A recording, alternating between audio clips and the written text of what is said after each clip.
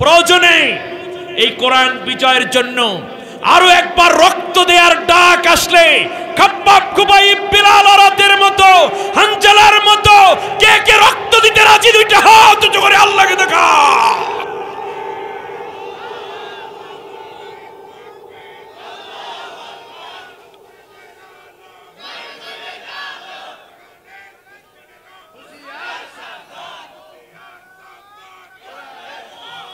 আল্লাহ তুমি আমাদের কবুল করো, বলেন আমিন। সবাই বলেন আমিন। যেই মুহূর্তে নিজের নখ কাটা নিষিদ্ধ, মশা মারা নিষিদ্ধ, মাছি মারা নিষিদ্ধ, সেই মুহূর্তে মানুষ মারার জন্য বায়াত নিচ্ছে। আর আল্লাহ তাআলা বলছেন তোমরা যে বায়াত নিয়েছো এই কারণে তোমাদের উপর আমি খুশি আছি। নবী তোমার হাতে ওরা বায়াত নেয় নাই, আমি আল্লাহর হাতেই তারা বায়াত নিয়েছিল। আমার এই কথাগুলো কি আপনারা হজম করতে পারবেন? যেখানে একটা মশা আপনাকে মশায় রক্ত খেয়ে যাচ্ছে, সেই মশাটাকে আপনি মারলে একটা দম আপনার উপর ওয়াজিব। সেখানে একজন মানুষ মারার জন্য আপনি বায়াত নিচ্ছেন যে আমরা প্রয়োজনে সবাই শহীদ হব। কাফেরেরা যখন শুনলো যে 1400 জন বায়াত নিছে, ওদের কলজার পানি শেষ। 313 জনের সাথে পারিনি বদরে, আর এখন 1400 একসাথে। তাড়াতাড়ি তারা ওসমান রাদিয়াল্লাহু তাআলা আনহুকে চেয়েছিল, ইতিহাস লিখছে চেয়েছিল, যদি মুসলমানরা ওই দিন কোনো নরম দেখাতো বা তারা যদি মনে করতে থাক একা ওসমান কাছে যাও, আমরা তার চেয়ে বরং আল্লাহর দিকে চাইয়া তার জন্য দোয়া করি, আল্লাহ তুমি ওসমানকে শহীদি মর্যাদা দিও, আমরা চলে গেলাম বাড়িতে, বহুত ফায়দা হবে। এইরকম করছে নাকি? কথা বলে না কেন? এইরকম করেছে? করেন নাই। তার কারণে একজন মোমেনকে হত্যা করবে অন্যায়ভাবে, বাকি মোমেন বসে থাকতে পারে না।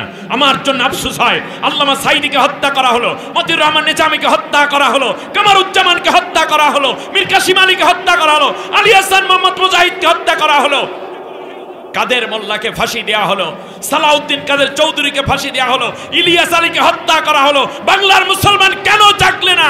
কোন অপরাধ ছিল? কি ছিল তোমাদের কাজ? কোথায় তবলিগ, কোথায় চরমনাই, কোথায় সারসিনা? কেন আপনারা জাগতে পারলেন না? এক মোমেনকে হত্যা করে আর এক মোমেনে কেন উল্লাস করেন আপনারা? হেফাজতের ভাইদেরকে হত্যা করা হলো, মুসলমান কেন জাগনি? আজ সেই ঔষধ আপনাদের নিয়ে যেতে হবে বাংলার জমিনে। আর একজন মুসলমানকে যে হত্যা করবে তাকে সাথে সাথে হত্যা করার বিল পাশ করে এই জমিনের বুকে কার্যকর এই জাতি দেখতে চায়। পরম করুণাময় অসীম দয়ালু আল্লাহর নামে শুরু করছি। শারা'a লাকুম মিনাদ-দীনি মা ওয়াসসা বিহি নূহান والذي أوحينا إليك وما وصينا به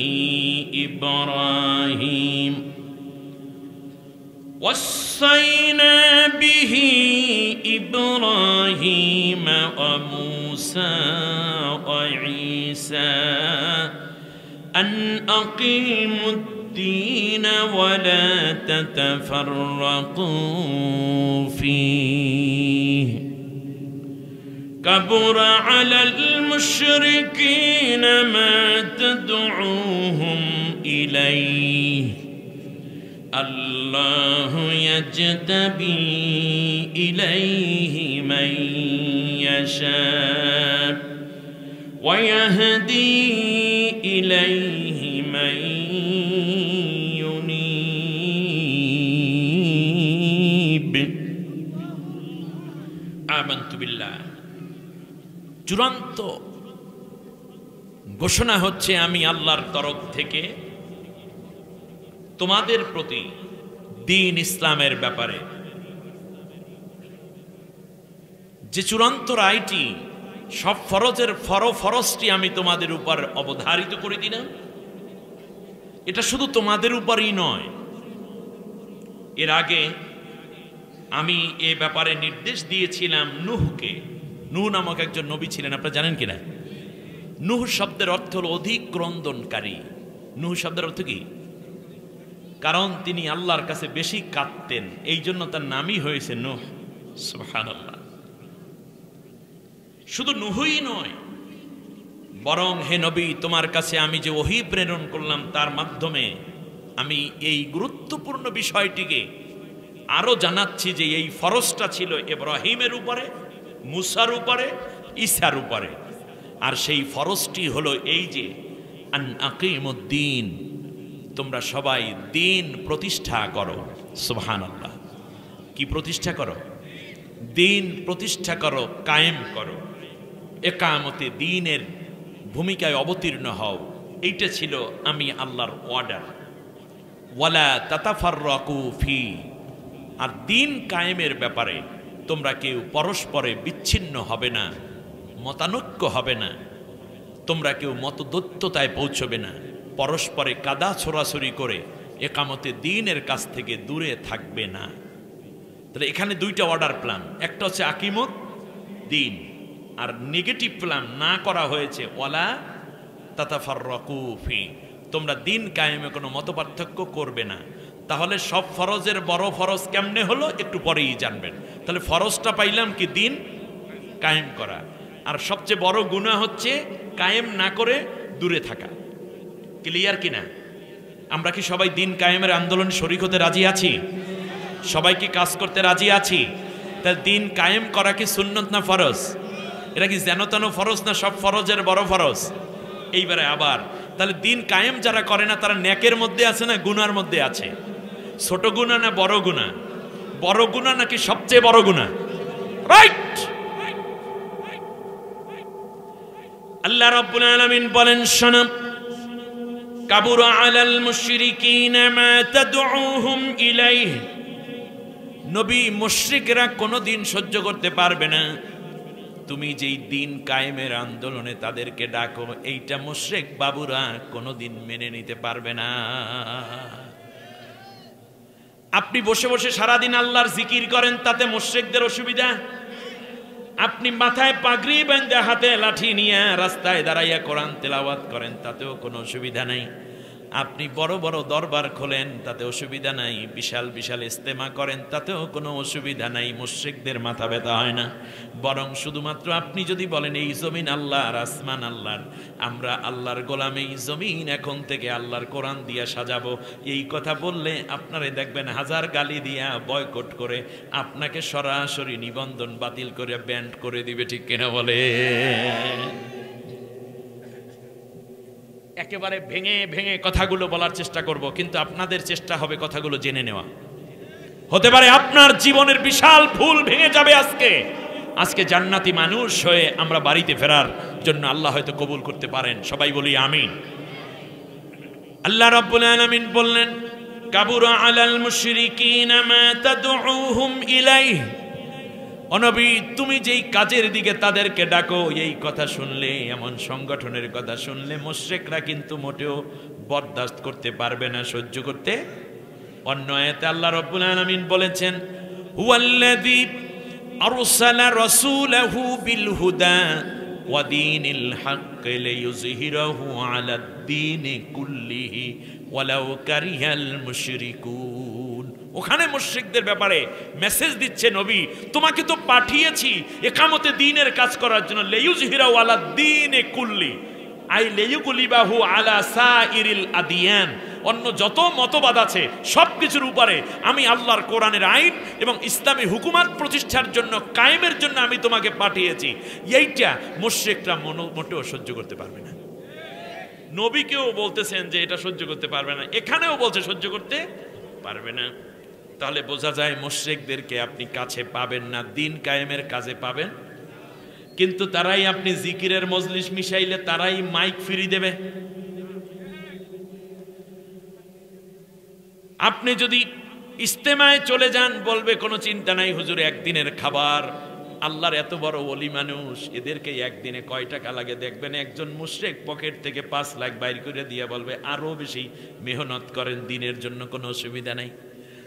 কিন্তু আপনাকে দেখলে বলবে এই ইসলাম তো ভালো না, এই জন্যই বাংলাদেশে একামতে দ্বীনের যত নেতৃবৃন্দকে হত্যা করা হয়েছে, গুম করা হয়েছে, জেলের প্রকোষ্ঠে আটকে রাখা হয়েছে, এমনকি সাইদি সাহেব সহ যাদেরকে হত্যা করা হয়েছে, প্রত্যেকটা প্রেসক্রিপশন মুশরিকদের দেওয়া, আর মুশরিকের দালালরা এটা বাস্তবায়ন করেছে। ঠিক কিনা বলে?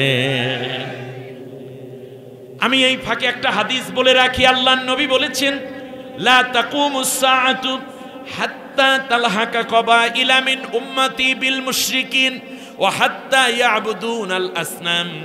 আল্লাহর নবী বলেছেন, কিয়ামতের পূর্বে আমার একদল উম্মত হবে, কিংবা উম্মতের মধ্যে একটা ছোট্ট গ্রুপ হবে। আবার বলি হাদিসটি, লা তাকুমুস সাআতু হাত্তা তালহাকা কবাইলা মিন উম্মতি বিল মুশরিকিন। আমার উম্মতের মধ্যে একটা ক্ষুদ্র দল হবে এমন, যারা মুশরিকদের সাথে একেবারে গলায় গলায় খাতিল পাতাইবে। এমন কি অবস্থা এমন হয়ে যাবে যে তারা শেষ পর্যন্ত মুশরিকদের মূর্তিগুলোকেও পূজা করবে। আমার কথা আবার বুঝুন, আমার বক্তব্যটা আপনি নিন। নবীজি বলেছেন, কিয়ামতের পূর্বে আমার উম্মতের মধ্যে একটা গ্রুপ এরকম হবে যারা সম্পর্ক করবে কাদের সাথে? মুশরিকদের সাথে। থাকতে থাকতে এমন অবস্থা হবে, ইয়াবুদুনাল আসনাম, এমনকি তারা মূর্তি পূজা পর্যন্তও করবে। দুঃখজনক ভাবে আমার দেশেও একটি গ্রুপ এইরকম হয়ে যাচ্ছিল। নেত্রী পালাইয়া আল্লাহ তোমাদেরকে হেফাজত করছেন, তওবা করে ফিরে আসো, আর না হলে জান্নাত পাওয়া তোমাদের জন্য বড়ই কষ্ট হয়ে যাবে। আল্লাহর নবী বলেছেন আরেকটি হাদিস, আমার কাছে আশ্চর্য লাগে, এরা রাজনীতি করতে গিয়ে এত নিচে নামলো কি করে? বলো যে তাদের সাথে আমাদের রাখির সম্পর্ক, কখনো বলেছে ব্লাডের সম্পর্ক, একেবারে রক্তের সম্পর্ক বলতে বলতে বলছে যে একেবারে বিয়ে শাদীর সম্পর্ক পর্যন্ত তারা বলেছে। স্বামী স্ত্রীর সম্পর্ক কি দরকার ছিল? বন্ধুও চেনো নাই, শত্রুও চেনো না, অথচ আল্লাহ বলেছেন ওয়ালা তাজিদান্না আশাদ্দান নাসি আদাওয়াতাল লিল্লাযিনা আমানুল ইয়াহুদা ওয়াল্লাযিনা আশরাকু। যারা শিরক করে এবং যারা স্বাভাবিকভাবে ইয়াহুদি, তারা মুসলমানদের জন্য কঠোর হৃদয়ের। আল্লাহ আমাদেরকে হক বুঝে সামনে আগাবার তৌফিক দিন। নবীজি আবার কথা বলেছেন, বুঝুন। আল্লাহর নবী বলেছেন, ইসাবাতানি মিন উম্মতি আহরাজাহুমাল্লাহু মিনান নার, ইসাবাতুন তাকজুল হিন্দা ওয়া ইসাবাতুন তাকুনু মা'a ঈসা ইবনে মারইয়াম আলাইহিমাস সালাম। আল্লাহর নবী বলেন, আমার দুই দল উম্মতকে আল্লাহ রাব্বুল আলামিন জাহান্নামের আগুন থেকে পূর্ণ স্বাধীন করে দিয়েছেন। জাহান্নামের আগুন কোনোদিন তাদের জ্বালাতে পারবে না, জাহান্নাম থেকে তারা চিরমুক্ত। সুবহানাল্লাহ! আমাদের জন্য সৌভাগ্য আছে। সেই দুই দলের একটা গ্রুপ আল্লাহর নবী আমাদেরকে বলেছেন। সুবহানাল্লাহ বলেন। ইসাবাতুন তাকজুল হিন্দা, হিন্দুস্তানে যুদ্ধ হবে, গাজওয়ায়ে হিন্দ হবে। সেই যুদ্ধে যারা অংশ নিবে, পরাজিত হোক, বিজয় হোক, গাজী হোক কিংবা শহীদ হোক, তাদের জন্য জান্নাত আর জান্নাত। জান্নাত ছাড়া তাদের জন্য আর কিছুই নেই। গাজওয়ায়ে হিন্দ, বদর পাইলাম না, উহুদ পাইলাম না, খন্দক পাইলাম না, হুনাইন পেলাম না, হিজরত পেলাম না, তাতে কি হয়েছে? নবী পেলাম না, সাহাবী পেলাম না, তাবিঈন পেলাম না, তাবিঈন পেলাম না, তাতে কি হয়েছে? নবী আমাদের জন্য বলেছেন গাজওয়ায়ে হিন্দে যারা অংশ নিবে তারা জান্নাতি। আর ঈসা আলাইহিস সালামের সাথে দাজ্জালের যে যুদ্ধ হবে, সেই যুদ্ধে যারা অংশ নিবে তারাও জান্নাতি। এই যুদ্ধের কথা নবী বলতে গিয়ে কিছু সময় থেমে গেলেন, কথা থামিয়ে দিলেন। একটু পরে নবীজি প্রচন্ড কান্না করলেন, অঝোর ধারায় চোখ দিয়ে পানি ঝরছে নবীজি, বুক ফাটা কান্না নবীর। কিছুক্ষণ পরে মাথা তুললেন, চোখের পানি মুছে নবী একটা মুস্কি হাসি দিলেন। সাহাবীগণ আরজ করলো, ইয়া রাসূলুল্লাহ, এটা কেন করলেন? বিশ্বনবী বললেন, আমার সাহাবীরা, এই যুদ্ধ এক দুই দিনে শেষ হয়ে যাবে না, এই জন্য আমি মাঝখানে সময়টা একটুখানি বিরতি দিয়েছি, যাতে তোমরা বুঝতে পারো যুদ্ধটা একটু লং সময় ধরে চলবে। নবী কাঁদলেন কেন?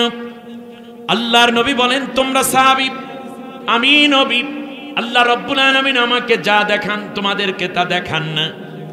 আল্লাহ আমাকে দেখিয়েছেন এই যুদ্ধে প্রচুর পরিমাণ রক্ত যাবে, প্রচুর লাশ যাবে, লাশের রক্তের উপর দিয়া অন্য লাশ ভেসে ভেসে যাচ্ছে। এই দৃশ্য দেখে আমি কেঁদেছিলাম।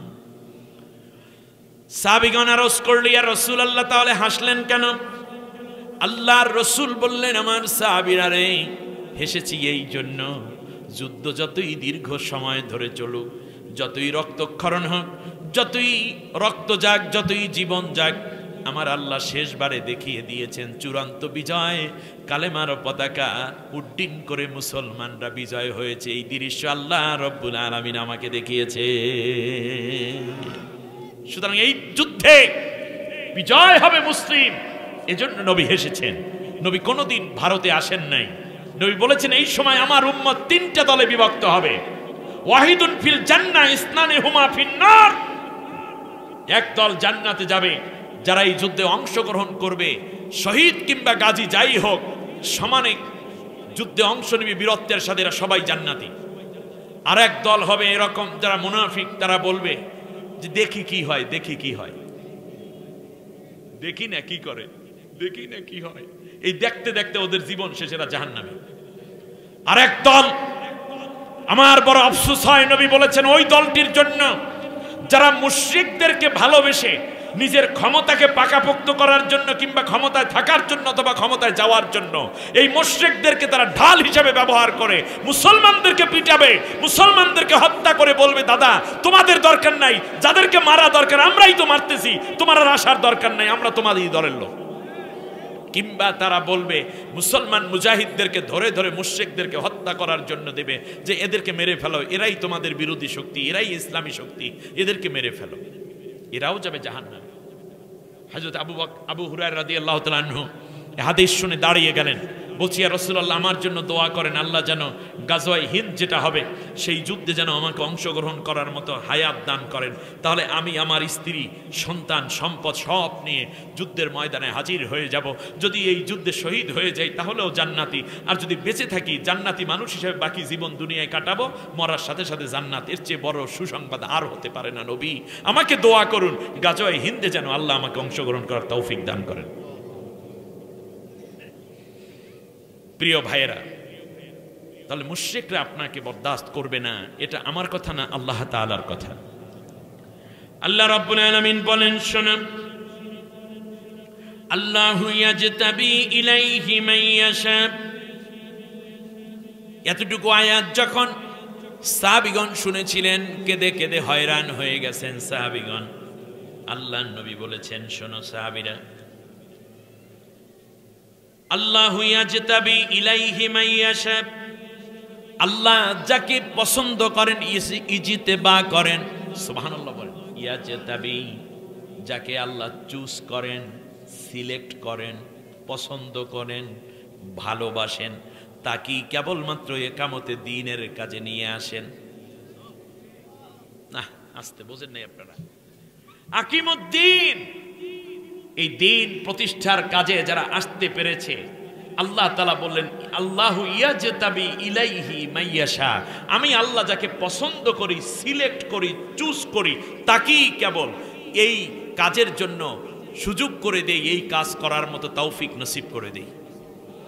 অতএব আপনি একামতে দ্বীনের কাজে আসতে পেরেছেন, আপনাকে পছন্দ করেছেন কে? দেখেন না, বাবা পছন্দ হয় নাই, ছেলেকে আল্লাহ পছন্দ করেছেন, ইব্রাহিম আলাইহিস সালাম। আবার ছেলেকে আল্লাহ পছন্দ, বাবাকে পছন্দ করেছেন, ছেলেকে পছন্দ করেন নাই, নূহ আলাইহিস সালাম। স্ত্রীকে পছন্দ করেছেন, স্বামীকে পছন্দ করেন নাই, হযরতে আসিয়া। ওইদিকে ফেরাউন, খেয়াল করছেন কিনা আপনি? মালিককে পছন্দ করেন নাই, চাকরকে, দাসীকে পছন্দ করেছেন, হযরতে সুমাইয়া। মহাজনকে পছন্দ করেন নাই, দাসকে পছন্দ করেছেন, হযরতে বেলাল। মনিবের নাম উমাইয়া বিন খালফ। এক ভাইকে পছন্দ করেছেন, আর এক ভাইকে পছন্দ করেন নাই, হযরতে আমির হামজা, আর নবীজির আর এক চাচা আবু লাহাব। চোখে আঙ্গুল দিয়ে দেখাই গেলাম। আজও বাংলাদেশে এরকম বহু পরিবার আছে, বাবা তাগুতের দলের লিডার, আর ছেলে গোপনে গোপনে কোরআনের দাস দেয়। ছেলে গোপনে গোপনে ইয়ানত দেয়, নিজের নাস্তার টাকা বাঁচায়া নিজে বই কেনে, সংগঠনকে ভালোবাসে। এমন করে ইসলামী ছাত্র শিবিরে বহু ভাইয়েরা আজ ওই সমাজের মধ্যে গোপনে দ্বীনের কাজ করে তৃপ্তি লাভ করছেন, ঠিক কিনা বলেন? এরকম বহু মানুষ আছে যারা জীবনের ঝুঁকি নিয়ে কাজ করছেন, অথচ স্ত্রী জানেই না। আবার কখন স্ত্রী কাজ করছেন গোপনে, স্বামী জানেন না, এক সময় জেনে গেছে। এরকম বহু লোক আছে যারা তাগুতের পুরা বড় লিডার, কিন্তু স্ত্রী ঘরে শপথের কর্মী হয়ে আছে। আল্লাহ রাব্বুল আলামিন বলেন, আল্লাহু ইয়াজতাবি ইলাইহি মান ইয়াশা, আমি আল্লাহ যাকে বাছাই করি, ইজতেবা মানে বাছাই করা, ইজতেবা অর্থ কি? বাছাই করা। আমি আল্লাহ যাকে চাই তাকে বাছাই করি। বাছাইটা কি জিনিস একটু বোঝেন, একসাথে শেষ করে দিই, কারণ আলোচনা সংক্ষেপ করতে হবে আমাকে। খেয়াল করুন, আপনি যেমন মাছ কিনতে যান না, আপনার ইলিশ মাছ ওঠেই দিকে, ইলিশ মাছ একসাথে 100টা ইলিশ মাছ আছে, তার মধ্য থেকে আপনি একটা ইলিশ মাছ কিনলেন। এইটা একটু গালিটা দেখে, এই গালিটা দেখাতো, গালিটা দেখায়, আপনিও একটু গালিটা উঁচু করে দেখলেন, এটা একটু পুরানো মনে হয়, আবার একটু টিপ দিয়ে দেখেন ইলিশ মাছের টিপও দেয় অনেক। আবার মাছটাকে দাঁড় করাইয়া এইভাবে দাঁড়াটা দেখে, কারণ যেই মাছের মাথাটা একটু গোল গাল, লেজটা একটু মোটা, দাঁড়াটা মানে শিরো দাঁড়াটা একটু চ্যাপটা চুপটা, ওই মাছটাই বেশি ভালো। সাইজ ছোট হলেও মাছ তেলালা হবে এবং খাইতেও সুস্বাদু হবে। মানে আর কি বললাম, আমি যেভাবে কিনি সেটাই বললে দিলাম আর কি। তো এই যে ধরে দেখা, একটু ওয়েট করে দেখা, এই যে মাছ আছে 100, কিন্তু কিনলেন 2টা বা 3টা, অন্য মাছ থেকে আপনি কি করেছেন? এই 2টাকে রাইট, এই বাছাই করেছেন। হযরত আবু বকর নবীর সামনে বুকে হাত দিয়ে দর দর করে চোখের পানি ছেড়ে দিয়ে বলল, রসুল আমাকে দোয়া করেন, আল্লাহ যেন বাছাইয়ের মধ্যে রাখেন, ছাঁটাইয়ের মধ্যে না ফেলেন। বাছাইয়ের মধ্যে থাকবেন না ছাঁটাইয়ের মধ্যে যাবেন? বাছাই হবে কার পক্ষ থেকে? তাহলে আমরা সবাই একামতে দ্বীনের কাজে যদি থাকি, তাহলে বাছাইটা কার পক্ষ থেকে? আল্লাহর বাছাই করা মানুষের জন্য কোনো চিন্তা আছে? এখন থেকে আপনারা কি ছাঁটাইয়ের মধ্যে যাবেন আজকের মাহফিলের পরেও, নাকি বাছাইয়ের মধ্যে থাকবেন? যারা যারা বাছাইয়ের মধ্যে থাকবেন তারা 2টা হাত উঁচু করে আল্লাহকে দেখা।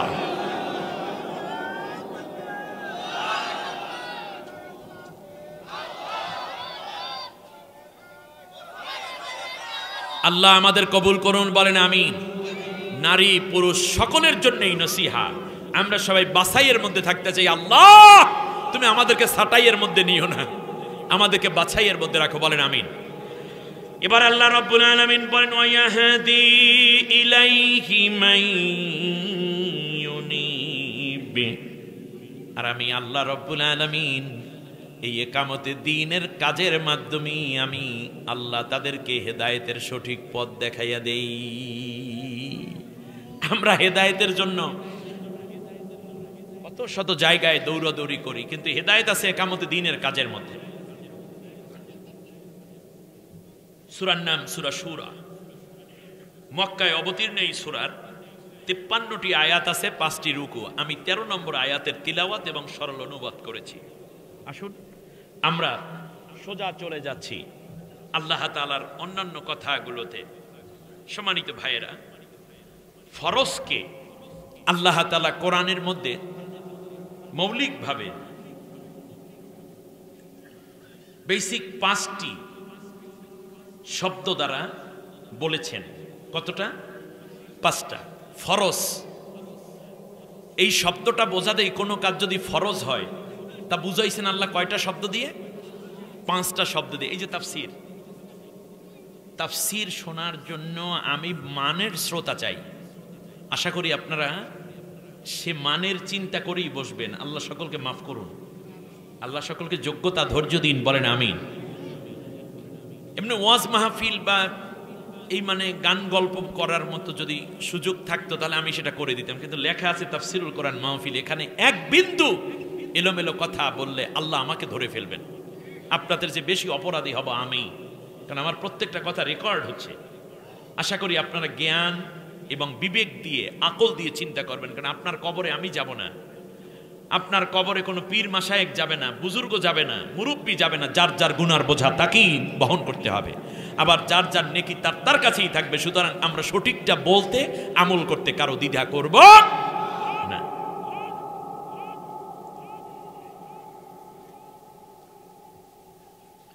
ফরজ, ফরজ শব্দটিকে আল্লাহ ডাইরেক্ট ফরজ শব্দ উল্লেখ করে ফরজ বুঝিয়েছেন, আর এখানে বুঝিয়েছেন শারআ। ঠিক না বলেন? আসেন এই ফরজের মধ্যে এইটা কোন জায়গায় আছে আমরা একটু জানব। যেমন ফরজ বলতে গিয়ে আল্লাহ বলছেন ইন্নাল্লাযী ফারাদা আলাইকাল কুরআন, সূরা কসাসের 85 নম্বর আয়াত। হে নবী, এই কোরআনকে এস্টাবলিশড করা, কায়েম করা, কোরআনের বিধানকে প্রতিষ্ঠা করার কাজকে আমি আল্লাহ তোমার উপর ফরজ করেছি। ফরজ শব্দ দিয়ে ফরজ বোঝানো এক।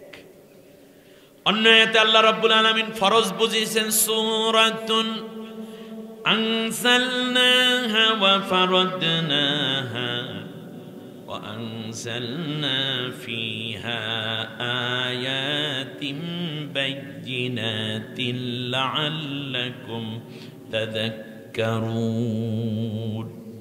হে নবী, আমি সূরা নাজিল করেছি, এই সূরার বেসিক আমলগুলোকে তোমার উপর ফরজ করেছি। তাহলে ফরজ দিয়ে ফারাদনাহা মানে কি? ফরজ করেছি। দ্বিতীয় হচ্ছে কুতিবা অথবা কাতাবা। কাতাবা অর্থ দ্বারাও কি বোঝায়?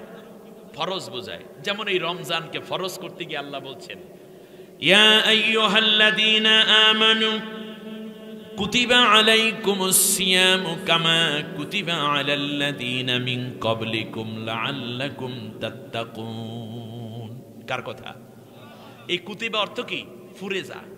কুতিবা মানে ফুরেদা, মানে হচ্ছে যে আমি আল্লাহ তোমাদের উপরে এটা ফরজ করে দিয়েছি। এখানে ফারাদা ব্যবহার না করে আল্লাহ কি বলেছেন? কুতিবা অথবা কাতাবা আলা নাফসির রাহমা, এটাও আল্লাহ তাআলা বলছেন।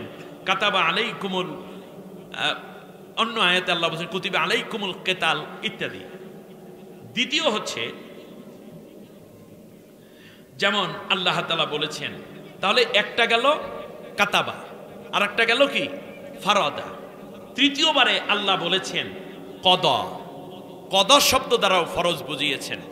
ওয়াকাদা রাব্বুকা আল্লা তা'বুদু ইল্লা ইয়াহু ওয়া বিল ওয়ালিদাইনি ইহসানা।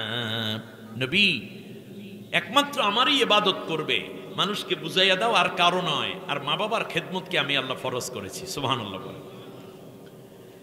আল্লাহ রাব্বুল আলামিন কখনো বলেছেন আলাইকা, আলাইকে, আলাইকুম, এর দ্বারাও ফরজ বোঝানো হয়েছে। সুবহানাল্লাহ পড়েন। এরপর আল্লাহ তাআলা পঞ্চমবারে যেই শব্দটা ব্যবহার করেছেন তার নাম হলো শারআ। সুবহানাল্লাহ। যেই শব্দটা আমরা 13 নম্বর আয়াত সূরা শুরার মধ্যে পেলাম, শারআ লাকুম মিনাদ-দীন। আল্লাহু আকবার। শারআ লাকুম মিনাদ-দীন, দিন কায়েমকে আমি আল্লাহ ফরজ করেছি।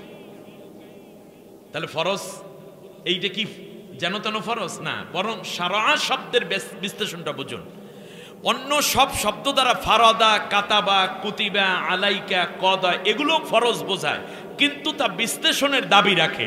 কিন্তু শারআ শব্দটার অর্থ হলো এমন ফরজ যার ব্যাপারে কোনো মন্তব্য করা, গড়িমসি করা, চিন্তা করা, ভাবনা করা, দুর্ভাবনা করা, মন্তব্য করা কিংবা কোনো অন্য কাজ দিয়ে কাফারা আদায় করার কোনো সুযোগ থাকে না, সেইটাকে বলে শারআ। এর মানে আপনি যখন রোজা ফরজ জানি, আল্লাহ সামনেই বলেছেন ফাইন কানা মিনকুম মারিদান আও আলা সাফারিন ফাইদ্দাতুম মিন আইয়ামিন উখর, যে তোমরা যদি মুসাফির থাকো কিংবা রোগী থাকো তাহলে পরে রোজা তোমরা পালন করো। তাহলে বোঝা যায় পরবর্তীতে আদায় করার অপশন আছে। আবার সালাত ফরজ, নামাজ ফরজ, কিন্তু আপনি দেখা গেল যে এমন অবস্থায় আছেন নামাজটা পড়তে পারছিলেন না, ইচ্ছে করলে আপনি সময় সুযোগ মতো কাজা আদায় করে নিতে পারবেন, অথবা আপনি মুসাফির আছেন জমু বাইনা সালাতাইন করতে পারবেন। কিন্তু যেই ফরজ কোনো অজুহাত নাই, আবার বলি যেই ফরজ পালনের জন্য কোনো অজুহাত নাই সেই ফরজকে বলা হয় শারআ। বুঝতে পেরেছেন? আচ্ছা, এই আয়াত থেকে আমরা কয়েকটা বিষয় জেনে ফেলেছি ইতিমধ্যে। এক নম্বর হচ্ছে একামতে দ্বীনের কাজ করা চিরন্তন ফরজ, নূহ আলাইহিস সালাম থেকে নিয়ে মুহাম্মদ সাল্লাল্লাহু আলাইহি ওয়াসাল্লাম পর্যন্ত। এক। দ্বিতীয় হচ্ছে দ্বীন প্রতিষ্ঠা করো, এটা হলো ফরজ, আর বিভেদ করা সম্পূর্ণ নিষিদ্ধ। মুশরিকদের জন্য এটা বড় অসহ্য কাজ, এবং একামতে দ্বীনের দ্বারাই আল্লাহ মানুষের বাছাই করে থাকেন এবং এর দ্বারা আল্লাহ হেদায়েত দান করেন। এখন আমি যে এই সব ফরজের বড় ফরজ বলতেছি, কোরআন এবং সুন্নাহর আলোকে আমি বলার আগে আপনাদেরকে কিছু আকলি দলিল দেই। আমার দিকে তাকান সম্মানিত ভাইয়েরা। আমরা জানি একজন মুমিন হিসাবে সবচেয়ে বড় ফরজ হচ্ছে নামাজ পড়া। আমার দিকে তাকান। আমি কি নতুন কোন ফরজের কথা বলছি? না, আমার দিকে তাকান। আমরা জানি নামাজ হচ্ছে সবচেয়ে বড় ফরজ। তাহলে দেখুন তো কেন একামতে দ্বীনের কাজ বড় ফরজ। আমি এটা বলি, বোঝানোর চেষ্টা করব একামতে দ্বীন কি, আর একামতে দ্বীন না করলে আপনি কত বড় গুনাহগার হচ্ছেন। দুই তিনটা বিষয় অল্প করে বলে শেষ করবেন ইনশাআল্লাহ। এবারে আসুন, নামাজকে থামিয়ে দেয়া হয়েছে একামতে দ্বীনের কাজের জন্য। যেইটা বড় সেইটার জন্য ছোটকে থামিয়ে দেওয়া যায়। আচ্ছা বলুন, খন্দকের যুদ্ধ, পরীক্ষা খননের কাজ শুরু হচ্ছে। বিশ্বনবী সাল্লাল্লাহু আলাইহি ওয়াসাল্লাম সালমান বিন ফারসি রাদিয়াল্লাহু তাআলা আনহুর পরামর্শে মদিনার স্বাধীনতা সার্বভৌমত্বের উপর আক্রমণকারী মক্কার কাফেরদের মোকাবেলায় যুদ্ধে না জড়িয়ে তিনি পরীক্ষা খনন করেছেন। পরীক্ষা মানে কি? খন্দক। আপনারা জানেন মনে এটা নাকি? খন্দক ছিল 50 হাত পাশে, 20 হাত গভীর। এত বড় খন্দক, যেখান থেকে কাফেরেরা ঢোকার সম্ভাবনা আশঙ্কা, সেই পয়েন্টে এটা করা হয়েছে যাতে ওরা ঢুকতে না পারে। এই খন্দক খননের একদিনের ঘটনা বলি। জোহরের ওয়াক্ত হলো।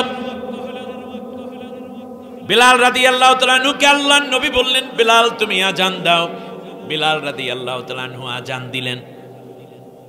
নবী নামাজের জন্য কাউকে নির্দেশ দিলেন না, ছুটি দিলেন না। নামাজ রেখি আসরের নামাজের ওয়াক্ত হয়ে গেল। আল্লাহর নবী বললেন, বিলাল আসরের আজান দাও। বিলাল রাদিয়াল্লাহু তাআলা আনহু আসরের নামাজের আজান দিলেন। নবী নামাজের ছুটি দেন না, নিজেও নামাজে যান না, সাহাবীদেরকেও নামাজের অনুমতি দেন না। কিন্তু সাহাবীদের এমন কি সাহস আসে নবীকে বলা, নবী নামাজ কি পড়বেন না? এই রকম বেয়াক্কল সাহাবী কি নবীর কেউ ছিল নাকি? তার কারণ সাহাবীরা জানেন আমাদের চাইতে 1000 গুণ বেশি গুরুত্ব নবী নামাজের জানেন। বিশ্বনবী সাল্লাল্লাহু আলাইহি ওয়াসাল্লাম আবার বললেন, বেলাল এবার আজান দাও। কোন ওয়াক্ত হবে তাহলে? মাগরিব। মাগরিবের আজান দেয়া হলো, কিন্তু নামাজের কোনো অনুমতি নাই। বিশ্বনবী আরো কাজ করতেছেন, বালু সরাচ্ছেন, পাথর সরিয়ে খন্দকের কাজ সম্পন্ন করার দিকে চলে যাচ্ছেন। এক পর্যায়ে রাত হয়তো 9টা-10টা বেজে গেছে। আল্লাহর নবী বললেন, বেলাল এবার তুমি ইশার আজান দাও। ইশা সালাতের আজান দেয়া হলো। বেলাল রাদিয়াল্লাহু তাআলা আনহু আজান দিলেন। নবী বললেন, সাহাবীরা আসো নামাজে দাঁড়াই। সবাই সারিবদ্ধ হলো। ওযু তায়াম্মুম করে সাহাবীরা নামাজবদ্ধ। বেলাল রাদিয়াল্লাহু তাআলা আনহুকে নবী বললেন, এবারে ইকামত দাও। ইকামত দেয়া হলো। আল্লাহর নবী বললেন, এখন আমরা জোহরের নামাজ পড়ব। রাত কয়টা? 10টা। নামাজ পড়ে কোনটা? জোহর ওয়াক্ত জোহরের নামাজে পড়ছে নাকি পিছাইয়া দিয়েছেন? কোন কারণে? একামতে দ্বীনের কারণে। কারণ যেই জমিনে আল্লাহর দ্বীন প্রতিষ্ঠিত আছে সেই দেশটাকে হেফাজত করাও একামতে দ্বীনেরই কাজ। নামাজ পিছিয়ে গেল। সালাম ফিরে নবী বললেন, বেলাল একামত। নবীজি বললেন, এবার পড়বো আমরা আসরের নামাজ। সালাম ফিরিয়ে আল্লাহর নবী বললেন, একামত দাও। এবার নবী বললেন, এখন মাগরিবের 3 রাকাত পড়ব। সাহাবীগণ নামাজ পড়লেন। সালাম ফিরিয়ে নবী বললেন, বেলাল আবার একামত দাও। একামত দেয়া হলো। বিশ্বনবী সাল্লাল্লাহু আলাইহি ওয়াসাল্লাম বললেন, এখন আমরা এশা নামাজ পড়ব। সুবহানাল্লাহ, সুবহানাল্লাহ। তার নামাজকে পিছিয়ে দেয়া হয়েছে কোন কারণে? একামতে দিনের কারণে। মানে একামতে দিন কি একটু পরে জানলেই তো আমরা পাবো। সব ফরজের বড় ফরজ, এটা বোঝাচ্ছি আগে। এবারে আসুন, তার চেয়ে নামাজের পরে সবচেয়ে বড় ফরজ যেই কাজটা, সেইটার নাম কি? রোজা। নাম কি? রোজা। এই যে সামনে রমজান মাস আসতেছে, সাহাবীগণ রোজা রাখলেন। 17 তারিখে আল্লাহর নবী বললেন, সাহাবীরা রে তাড়াতাড়ি চলো, বদরের যুদ্ধে যেতে হবে। আল্লাহর নবী বললেন, আজকে যুদ্ধের দিন, সাহাবীরা তোমরা সবাই রোজা ভেঙে ফেলো। আমিও রোজা ভেঙেছি। আল্লাহু আকবার। আমার কথা আপনাদের বুঝতে অসুবিধা হওয়ার কথা না। তাহলে বোঝা যাচ্ছে রোজাকে ভেঙে দিলেন একামতে দিনের কাজের জন্য। তো জরুরত কোনটা, রোজাটা নাকি একামতে দিনের কাজ? তাহলে এই জন্য বলছে সব ফরজের অন্য ফরজকে ভেঙে ফেলা যায়, অন্য ফরজকে পিছিয়ে নেওয়া যায়, কিন্তু একামতে দিনকে পেছানো, রোজার অজুহাতে একামতে দিনের কাছে যাওয়াকে বন্ধ করা যাবে না। নবী বলেন রোজা ভেঙে ফেলো, যুদ্ধ হবে আগে, পরে রোজা।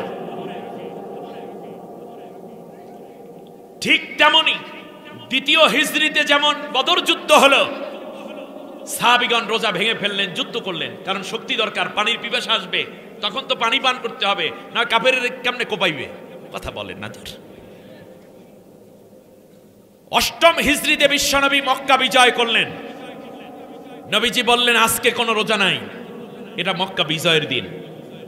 তার রোজাকে পিছিয়ে দেয়া হয়েছে। হজের কথা চিন্তা করেন, পরের ফরজ কোনটা? হজ। আমরা জানি হজ করা কি ফরজ। আল্লাহর নবী হজের নিয়ত করি, উমরার নিয়ত করি রওনা করলেন। হুদায়বিয়ায় আটকাইয়া দিল কাফেরেরা, জানেন কিনা আপনারা? ষষ্ঠ হিজরিতে উসমান রাদিয়াল্লাহু তাআলা আনহুকে দূত হিসাবে পাঠানো হলো। আমরা যুদ্ধ করতে আসি নাই, শুধু উমরা করে চলে যাব, আল্লাহর ঘরটা জিয়ারত করব, আর কোনো কাজ নাই। 1400 সাহাবী। এইদিকে উসমান রাদিয়াল্লাহু তাআলা আনহুকে তারা নজরবন্দি করে ফেলেছে, এইদিকে নবীর কাছে খবর আসছে তাকে মেরে ফেলেছে। আল্লাহর নবী নিজে ইহরাম কাপড় পরা, ভালো করে বুঝুন, ইহরামের কাপড় পরা সাহাবীগণ 1400-1399 জন সাহাবী, তারাও ইহরামের কাপড় পরা। আল্লাহর নবী বললেন ওসমানকে কোন কাফেররা মেরে ফেলবে, আর সেই ওসমানের দেহ, মরা দেহ কিংবা জীবিত, আমরা না নিয়ে মদিনায় চলে যাব, এটা হবে না। প্রয়োজনে আমরা 399 জন শহীদ হব, এরপর ওসমানের খবর না নিয়ে আমরা বাড়িতে ফিরবো না। আল্লাহু আকবার। আল্লাহর নবী বায়াত দিচ্ছেন। আল্লাহ তাআলা ডাক দিয়া বলেন ইন্নাল্লাযীনা ইউবাইয়ুনাকা ইন্নামা ইউবাইয়ুনাল্লাহ। নবী তোমার হাতে যারা সেই দিন বায়াত নিয়েছিল, তারা নিজের তোমার হাতে বায়াত নেয় নাই, বরং আমি আল্লাহর হাতেই বায়াত নিয়েছে।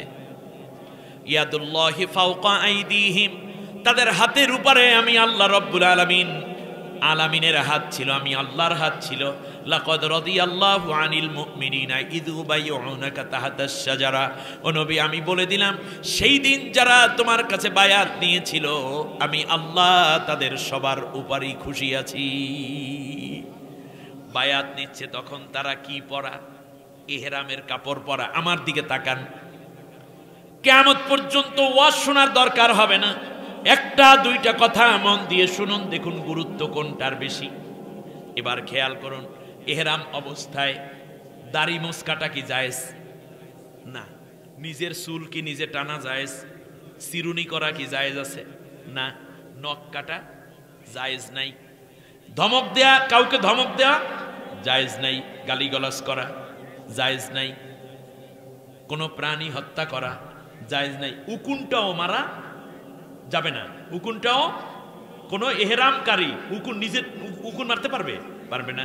শরীর চুলকাইতে পারবে না, নিজের নখ কাটতে পারে না, দাড়ি কাটতে পারে না, মোষ কাটতে পারে না, চুলকাইতে পারে না। মশায় যদি কামড় দেয়, মশাটারে মারতে পারবে না। বাবা মশা তো একটু সর, মনু সর সর। মাছিও মারতে পারবে না। ভালো করে বুঝুন, শিকার ধরতে পারবে না, শিকার করতে পারবে না, গালিগালাজ করতে পারবে না, জোরে জোরে আওয়াজ করে কথা বলতে পারবে না, চুলকাইতে পারবে না শরীর। যেই মুহূর্তে নিজের নখ কাটা নিষিদ্ধ, মশা মারা নিষিদ্ধ, মাছি মারা নিষিদ্ধ, সেই মুহূর্তে মানুষ মারার জন্য বায়াত নিচ্ছে। আর আল্লাহ তাআলা বলছেন তোমরা যে বায়াত নিয়েছো এই কারণে তোমাদের উপর আমি খুশি আছি। নবী তোমার হাতে ওরা বায়াত নেয় নাই, আমি আল্লাহর হাতেই তারা বায়াত নিয়েছিল। আমার এই কথাগুলো কি আপনারা হজম করতে পারবেন? যেখানে একটা মশা আপনাকে মশায় রক্ত খেয়ে যাচ্ছে, সেই মশাটাকে আপনি মারলে একটা দম আপনার উপর ওয়াজিব। সেখানে একজন মানুষ মারার জন্য আপনি বায়াত নিচ্ছেন যে আমরা প্রয়োজনে সবাই শহীদ হব। কাফেরেরা যখন শুনলো যে 1400 জন বায়াত নিছে, ওদের কলজার পানি শেষ। 313 জনের সাথে পারি নেই বদরে, আর এখন 1400 একসাথে। তাড়াতাড়ি তারা ওসমান রাদিয়াল্লাহু তাআলা আনহুকে চেয়েছিল, ইতিহাস লিখছে চেয়েছিল, যদি মুসলমানরা ওই দিন কোনো নরম দেখাতো বা তারা যদি মনে করতে থাক একা ওসমান কাছে যাও, আমরা তার চেয়ে বরং আল্লাহর দিকে চাইয়া তার জন্য দোয়া করি, আল্লাহ তুমি ওসমানকে শহীদি মর্যাদা দিও, আমরা চলে গেলাম বাড়িতে, বহুত ফায়দা হবে। এইরকম করছে নাকি? কথা বলে না কেন? এইরকম করেছে? করেন নাই। তার কারণে একজন মোমেনকে হত্যা করবে অন্যায়ভাবে, বাকি মোমেন বসে থাকতে পারে না। আমার জন্য আফসোস হয়, আল্লামা সাইদিকে হত্যা করা হলো, মতিউর রহমান নিজামীকে হত্যা করা হলো, কামারুজ্জামানকে হত্যা করা হলো, মীর কাসিম আলীকে হত্যা করা হলো, আলী হাসান মোহাম্মদ মুজাহিদকে হত্যা করা হলো, কাদের মোল্লাকে ফাঁসি দেওয়া হলো, সালাউদ্দিন কাদের চৌধুরীকে ফাঁসি দেওয়া হলো, ইলিয়াস আলীকে হত্যা করা হলো। বাংলার মুসলমান কেন জাগলে না? কোন অপরাধ ছিল? কি ছিল তোমাদের কাজ? কোথায় তবলিগ, কোথায় চরমনাই, কোথায় সারসিনা? কেন আপনারা জাগতে পারলেন না? এক মোমেনকে হত্যা করে আর এক মোমেনে কেন উল্লাস করেন আপনারা? হেফাজতের ভাইদেরকে হত্যা করা হলো, মুসলমান কেন জাগনি? আজ সেই ঔষধ আপনাদের নিয়ে যেতে হবে বাংলার জমিনে। আর একজন মুসলমানকে যে হত্যা করবে তাকে সাথে সাথে হত্যা করার বিল পাশ করে এই জমিনের বুকে কার্যকর এই জাতি দেখতে চায়।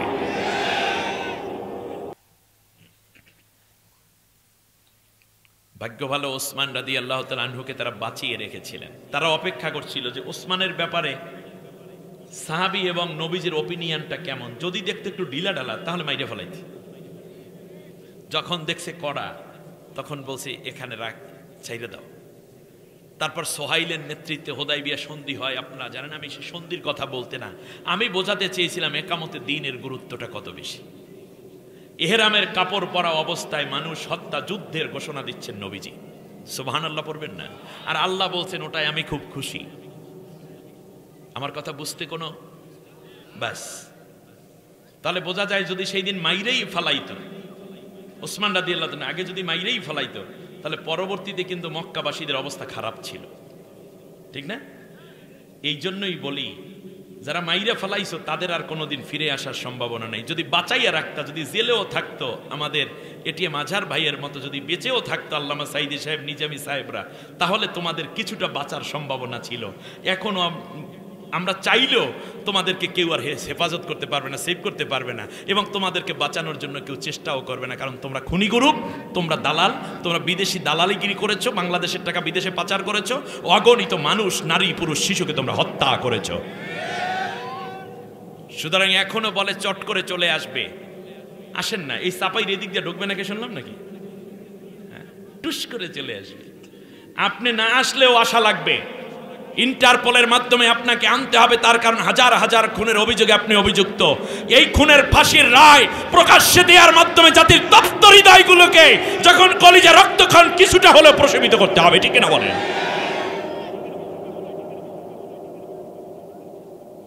কোনো সুযোগ নেই, সামনে শুধুই এগিয়ে যাওয়ার পালা, আর পিছনে ফেরার কোনো সুযোগ নেই বাংলাদেশে, ঠিক না বলেন? দ্বিতীয় হচ্ছে বিবাহ। বিবাহ করা ফরজগুলোর একটা ফরজ, ঠিক না?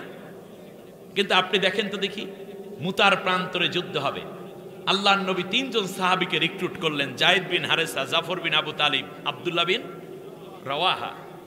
আমি শুধু সামারিটা বলি। আগামী কালকেই বাসর রাত হওয়ার কথা। আব্দুল্লাহ বিন রাওয়াহাকে নবী যখন সিলেক্ট করলেন তখন তিনি চলে গেলেন তার স্ত্রীর কাছে, শুনতেছেন গভীর রাত তিনি তেলাওয়াত করছেন কোরআন, সুবহানাল্লাহ।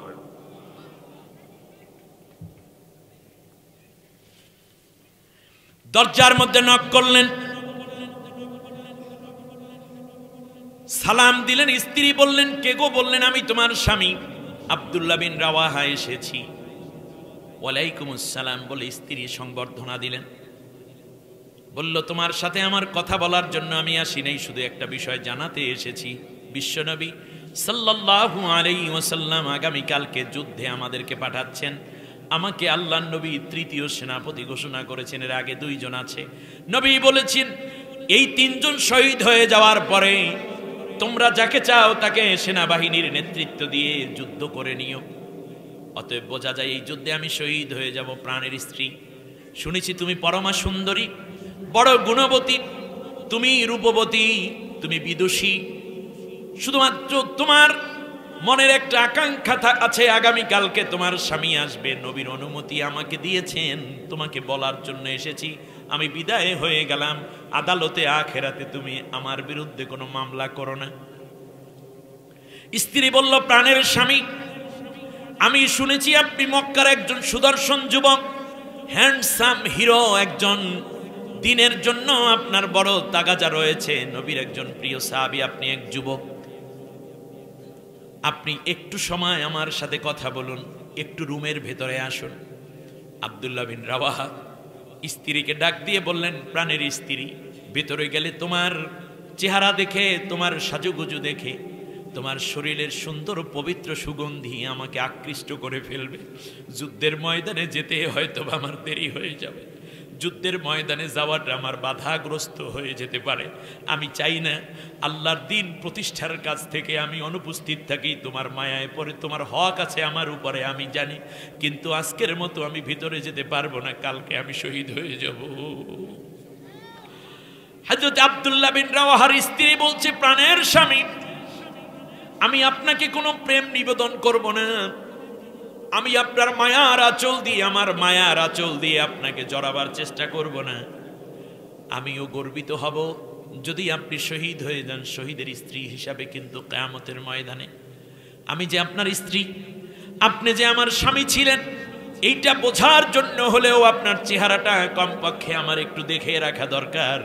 সেই জন্য আপনার সুন্দর চেহারা যত্ন করে সারাটা জীবন আমি যেন কলিজার মধ্যে লালন করতে পারি, এই জন্য আপনাকে এক নজর দেখতে কেবলমাত্র আমি একটু আপনাকে ভেতরে আসতে দাবি করছি। হযরত আব্দুল্লাহ বিন রাওয়াহা বলছেন, প্রাণের স্ত্রী, তুমি যদি ধৈর্য ধারণ করতে পারো আমার জন্য, আর যদি তোমার কথা এটাই হয়, তাহলে আমি ভেতরে যাওয়ার দরকার নাই। কিয়ামতের ময়দানে একজন শহীদের স্ত্রী হিসেবে আল্লাহ রব্বুল আলামিন অবশ্যই তোমার আমার দেখা করাইয়া জান্নাতি বানাইয়া দিবে। স্ত্রীর সাথে দেখা করা ছিল ফরজ। বিবাহ যেহেতু হয়েছে, এই ফরজকে তিনি উপেক্ষা করলেন ইকামতে দ্বীনের কাজের জন্য। তাহলে বলুন তো দেখি, কোন ফরজটা বড় ফরজ? ইকামতে দ্বীন। এবার চলে আসি আবার আমার ভাইরা, স্বামী স্ত্রী যখন মিলন হয়, তারপরে গোসল করার হুকুম কি সুন্নত, নফল, ওয়াজিব নাকি ফরজ? ফরজ। একবার তাৎক্ষণিক ফরজ আবার দেখাচ্ছি। দেখুন, গোসল করা ফরজ। সামনে পানি উপস্থিত, স্বামী স্ত্রী 2 জন পাশাপাশি দাঁড়ানো। ফরজ গোসলের আগে হাতটা ধুইল মাত্র, এমন সময় কে যেন ডাক দিয়ে বলে যাচ্ছে, নবীর সাহাবীরা, কোথায় আছো গো? যুদ্ধের ময়দানে চলে আসো, উহুদের ময়দানে নবীর সাথে তুমুল যুদ্ধ চলছে, আর দেরি করো না, আসো। আমি হযরত হানজালা রাদিয়াল্লাহু আনহুর কথা বলছিলাম। স্ত্রীকে বললেন, প্রাণের স্ত্রী, তাড়াতাড়ি তলোয়ারটা দাও। স্ত্রী বললেন, আগে গোসলটা করে নিন। হযরত হানজালা রাদিয়াল্লাহু তাআলা আনহু বললেন, কার জন্য গোসল করব? কিসের জন্য গোসল করব? তাড়াতাড়ি তলোয়ার দাও, আগে যুদ্ধ সারবো, তারপরে সুযোগ থাকলে যুদ্ধ গোসল করব। হানজালা রাদিয়াল্লাহু তাআলা আনহু শরীরের মধ্যে এখনো ফরজ গোসল অবধারিত গোসল, ফরজ গোসল। কি গোসল? ফরজ গোসল আগে করছেন নাকি আগে যুদ্ধের ময়দানে চলে গেছেন? তাহলে সাহাবীরা বসতেন, গোসল ফরজ গোসল না করা, ফরজ গোসল করা যত জরুরি, ডাক আসলে দিন কায়েমের জন্য ময়দানে হাজির হওয়া তার চেয়ে বেশি জরুরি। আর আপনি, আমি তো শ্বশুর বাড়ি যাইয়া দায়িত্বশীলকে বলি 1 মাসের ছুটি দেবেন, নতুন বউ, কোনো প্রোগ্রামে আসতে পারবো না। তুমি কিসের মোমেন আন্দাজি, তুমি কিসের মুজাহিদ? জিহাদ নেই, মুজাহিদের খেতা পড়ে। এটা দ্বারা ইসলামী বিপ্লব সম্ভব না। আপনাকে প্রস্তুতি নিতে হবে পূর্ণ। আমার কথায় কষ্ট পেয়েছেন। হানজালা রাদিয়াল্লাহু তাআলা আনহু যুদ্ধের ময়দানে দৌড়লেন। ঘরের স্ত্রীও ভালো করে জানতেন ফরজ গোসল করা যেমন ফরজ, তার চেয়ে বড় ফরজ ইকামতে দ্বীনের জন্য ময়দানে থাকা। স্ত্রী বাধা দিলেন। যুদ্ধের ময়দানে হযরতে হানজালা শহীদ হয়ে গেলেন। আপনারা জানেন নবীজি বললেন, আমার সাহাবীরা লাশগুলোকে একত্রিত করো। কিছুক্ষণের মধ্যে হানজালার স্ত্রী দৌড়ে নবীর সামনে হাজির হয়ে বলছি, ইয়া রাসূলুল্লাহ, আপনার প্রিয় সাহাবী, কলিজার টুকরা আপনার সাহাবী হানজালা আমার প্রিয় স্বামী, কত রাত্রে আমাদের বাসর হয়েছে। সকালবেলা ফজরের আগে যখন আমরা গোসল করার জন্য পানি নিয়ে প্রস্তুত ছিলাম, এমন সময় কে যেন ডাক দিয়ে বলেছে, উহুদের ময়দানে নবীর সাথে কে কে যাইবা যুদ্ধ করতে, তাড়াতাড়ি আসো। আমার স্বামী তলোয়ার নিয়ে বেরিয়ে পড়েছেন। গোসলের কথা তিনি গ্রাহ্য করেন নাই। আমি চেয়েছিলাম গোসল করুক, কিন্তু ধৈর্য কুলায় নেই। ইয়া রাসূলুল্লাহ, ইয়া হাবিবাল্লাহ, আমার স্বামীটাকে একটু গোসল করাইয়া দেন। তার কারণ ইসলামী শরীয়তের হুকুম হচ্ছে, জিহাদের ময়দানে মুজাহিদরা যারা শহীদ হয়ে যায় তাদের গোসল দেয়া হয় না। ওই রক্ত মাখা জামা কাপড় অবস্থায়, রক্তাক্ত অবস্থায় দাফন কাফন করে দিবে। কারণ শহীদরা ক্ষত বিক্ষত দেহ আর রক্তওয়ালা জামা কাপড় নিয়ে আল্লাহর সামনে হাজির হয়ে যাও। আল্লাহরে ডাক দিয়া বলবে, রব্বুল আলামিন, তোমার দ্বীনের জন্য, তোমার কোরআনের জন্য রক্ত দিয়েছি, জীবন দিয়েছি, আর কি যা? আল্লাহ রব্বুল আলামিন বলবেন, আমার শহীদের, আরে যা যা যা, তোদের ব্যাপারে কোনো কোশ্চেন নাই, তোরা জান্নাতে চলে যা। আমার ভাইয়েরা, হানজালা রাদিয়াল্লাহু তাআলা আনহুর স্ত্রী বলছেন, ইয়া রাসূলুল্লাহ, গোসল তো কাউকে দেবেন না, কিন্তু আমার স্বামীর দিতে হবে, কারণ তার উপরে ফরজ গোসল ছিল। আল্লাহর নবী বললেন, হানজালার লাশটা কই রে? সারা ময়দান খুঁজে এখানে 69টা লাশ, হানজালার লাশ নাই। কিছুক্ষণ পরে নবীজি সিজদায় পড়ে গেলেন, আল্লাহ তাআলা, আমার হানজালা কি তাহলে কাফেরেরা কিডন্যাপ করে নিল? আমি রাসূল কি হানজালার চেহারাটা শেষবারে দেখতে পাবো না? আল্লাহ রাব্বুল আলামিন জিবরিলকে পাঠাইয়া দিলেন। জিবরিল আলাইহিস সালাম এসে নবীকে সালাম দিয়ে বলছি, ইয়া রাসূলুল্লাহ, একটুখানি ধৈর্য ধরুন। হানজালার লাশ জান্নাতের মধ্যে কাউসারের কিনারে নিয়ে যাওয়া হয়েছে। হাউজে কাউসারের কিনারে রহমতের ফেরেশতারা হানজালার লাশটাকে গোসল দিচ্ছে। একটু ধৈর্য ধারণ করুন, জান্নাতের কাফন পরাইয়া কিছুক্ষণের মধ্যে ফেরেশতারা এই শহীদদের শারীরের মধ্যে শামিল করে দিবে। হযরত আলী রাদিয়াল্লাহু তাআলা আনহু বলেন, হানজালার লাশ কিছুক্ষণ পরে দেখলাম উপর থেকে নিচের দিকে নেমে আসছে। আমার ভাইয়েরা, এই পৃথিবীতে যারা আল্লাহর কোরআনের কথা বলে, ইকামতে দ্বীনের কাজ করে, তাদের জন্য আল্লাহ রাব্বুল আলামিনের ফেরেশতা সব সময় নাজিল থাকে। আল্লাহ রাব্বুল আলামিন বলেন, ইন্নাল্লাযীনা ক্বালু রাব্বুনাল্লাহু সুম্মা ইসতাকামু তাতানাজ্জালু আলাইহিমুল মালাইকাতু আল্লা তাখাফু ولا تحزنوا وأبشروا بالجنة التي كنتم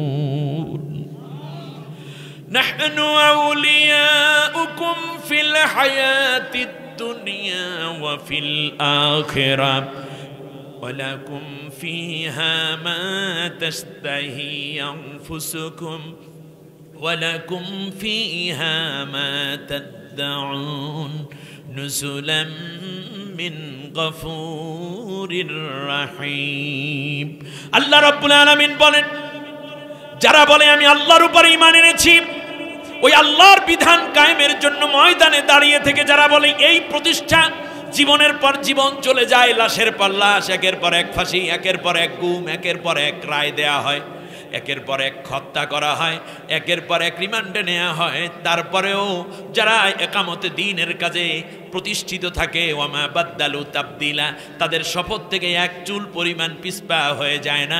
আল্লাহ রব্বুল আলামিন বলেন তাদের জন্য আমি আল্লাহর ফেরেশতা পাঠাইতে থাকি। ফেরেশতারা গিয়ে বলে লা তাখাফু, ভয় পেও না, ওয়ালা তাহজানু, দুশ্চিন্তাগ্রস্ত হয় না। আমার ভাইরা, আপনাদের কি মনে পড়ে মাওলানা মতিউর রহমান নিজামী শহীদ যখন তাকে ফাঁসির মঞ্চে নিয়ে যাওয়া হচ্ছে, তার ছেলে সেই কয়দিন আগে পাবনাতে একত্রে দেখা হলো, বলল যে আমার আব্বা যাওয়ার আগে বলতেছেন, বাবা আমি কি ফাঁসির মঞ্চে পাজামা পরে যাব নাকি লুঙ্গি পরে যাব। একেবারে হাস্যোজ্জ্বল চেহারা। তিনি বলেছেন আমার কলিজার টুকরা সন্তান আমাকে নিয়ে আফসোস করবে না, যেহেতু আমি এই পর্যন্তই আমার হায়াত ছিল, যদি বাইরেও থাকতাম তাহলেও আজকে আমার ইন্তেকাল হয়ে যেত, কোনো চিন্তা করবে না। দেখুন কত হাসি খুশি সব কিছু পরিবারের। প্রাণের স্ত্রীকে কাছে পেয়ে হাতের মধ্যে হাত রেখে বললেন, প্রাণের স্ত্রী তুমি তো জানো যতগুলো অভিযোগ দেয়া হয়েছে সবগুলো মিথ্যা। তুমি আমাকে দীর্ঘটা দিন ধরে দেখছো, 54 এই প্রায় 45-46 বছর ধরে দেখছো। আমার কলিজার টুকরা সন্তানগুলোকে আমি যেই পথে শহীদ হয়ে গেলাম সেই পথে বানাইয়া নিও। জান্নাতের সিঁড়িতে তোমার জন্য অপেক্ষা করব। আল্লাহ রব্বুল আলামিন চাইলে তোমাকে নিয়ে একত্রে জান্নাতে অনন্তকাল থাকব। দীর্ঘটা দিন তোমার সাথে আমার এই স্বামী স্ত্রীর সম্পর্ক পারিবারিকভাবে সুন্দর সংসার গুছিয়ে দিয়েছ, কিন্তু তোমার কোনো হক আদায় করতে পারি নাই। জীবনে কোনো যদি ভুল করে থাকি আল্লাহর হস্তে তুমি আমারে মাফ করে দিও। শহীদ মীর কাসিম আলীর কথা চিন্তা করো। রাত 8টার সময় জেল দারোগা গিয়ে ঘোষণা করছে, ডিউটি পুলিশ বলছে 10টায় আপনার ফাঁসি। বলে এখন বাজে কত? কয় 8টা। আমি একটু ঘুমাইয়া নেই, 2টা ঘন্টা এখনো বাকি আছে। ওইদিকে তার ছেলেকে কিডন্যাপ করে নিয়েছে ব্যারিস্টার আরমানকে, সে কথাও তিনি জানেন। বাংলাদেশের এত বড় ব্যক্তিত্ব, অথচ তিনি ঘুমাইবেন। কয় আমি 2 ঘন্টা ঘুমাইয়া নেই, আমার 10 মিনিট আগে উঠাই দিও, গোসল করে অজু করে আমি চলে যাব, কোনো অসুবিধা নেই। কত ঠান্ডা। লা তাখাফু ওয়ালা তাহজানু। ফেরেশতারা ডাক দিয়ে কয় কোনো চিন্তা করবা না, কোনো দুশ্চিন্তা করবা না। নাহানু আউলিয়াকুম ফিল হায়াতিদ দুনিয়া, দুনিয়া এবং আখিরাতে তোমাদের সাথে আমি আছি। আমার মনে হয় আল্লাহ কোরআনের মধ্যে বলেছেন শহীদ যারা হয় আররাফালাহুম, জান্নাত আগে তাদেরকে দেখানো হয়ে যায়। এই জান্নাতের নেশায় ফাঁসির রশিটাকে তারা জান্নাতের একটা সেতু মনে করেছিলেন।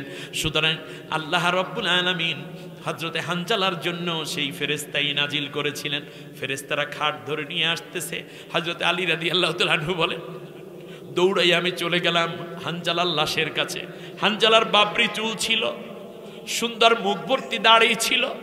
আমি তাকাইয়া তাকাইয়া দেখতেছিলাম চুলগুলো ভিজে ভিজে টপ টপ করে পানিগুলো জমিনের দিকে আসতেছিল, আর দাড়ির ভেজা চুলগুলো হানজালার কাফনের কাপড় এবং তার বুকটা ভিজিয়ে দিচ্ছিল। আমি কিছুটা পানি নেওয়ার জন্য হানজালার দাড়ির নিচে আমি আমার হাতটা এভাবে লাগাইয়া দাড়িগুলোকে একটু নাড়া দিলাম, যাতে করে পানিটা আমার বেশি হাতে পড়ে। তার কারণ এই পানি দুনিয়ার কোনো স্বাভাবিক পানি নয়, এটা হাউজে কাউসারের পানি। এই গোসল কোনো সাধারণ মানুষের করানো নয়, এটা জান্নাতের ফেরেশতাদের করানো গোসল।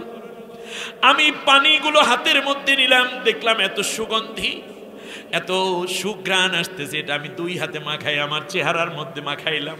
আল্লাহরে ডাক দিয়া বললাম, রব্বুল আলামিন আমাকেও তুমি শাহাদাতের মর্যাদা দিও, আর হানজালার সাথে জান্নাতি হওয়ার তৌফিক করে দিও। বদর উহুদ প্রান্তরে কোরআন নিয়ে অন্তরে জীবন যারা করেছিল দান, এই 1000 বছর পরে আজ সেই কোরআনের তরে আমার গান তাদের পথে করছে আহ্বান। আজকে কেন আমার দেশের পথে প্রান্তরে আল কোরআনের পাখিগুলোর রক্ত ঝরে? কে আছো আজ তুমি জেগে ওঠো নওজোয়ান, কে আছো আজ তুমি জেগে ওঠো নওজোয়ান, আল কোরআনের জন্যে তোমার কাঁদে নাকি প্রাণ, বদর উহুদ প্রান্তরে কোরআন নিয়ে অন্তরে জীবন যারা করেছিল দান। প্রয়োজনে এই কোরআন বিজয়ের জন্য আরো একবার রক্ত দেওয়ার ডাক আসলে খাব্বাব, খুবাইব, বিলাল রাতের মতো, হানজালার মতো কে কে রক্ত দিতে রাজি? দুইটা হাত উঁচু করে আল্লাহকে দেখা।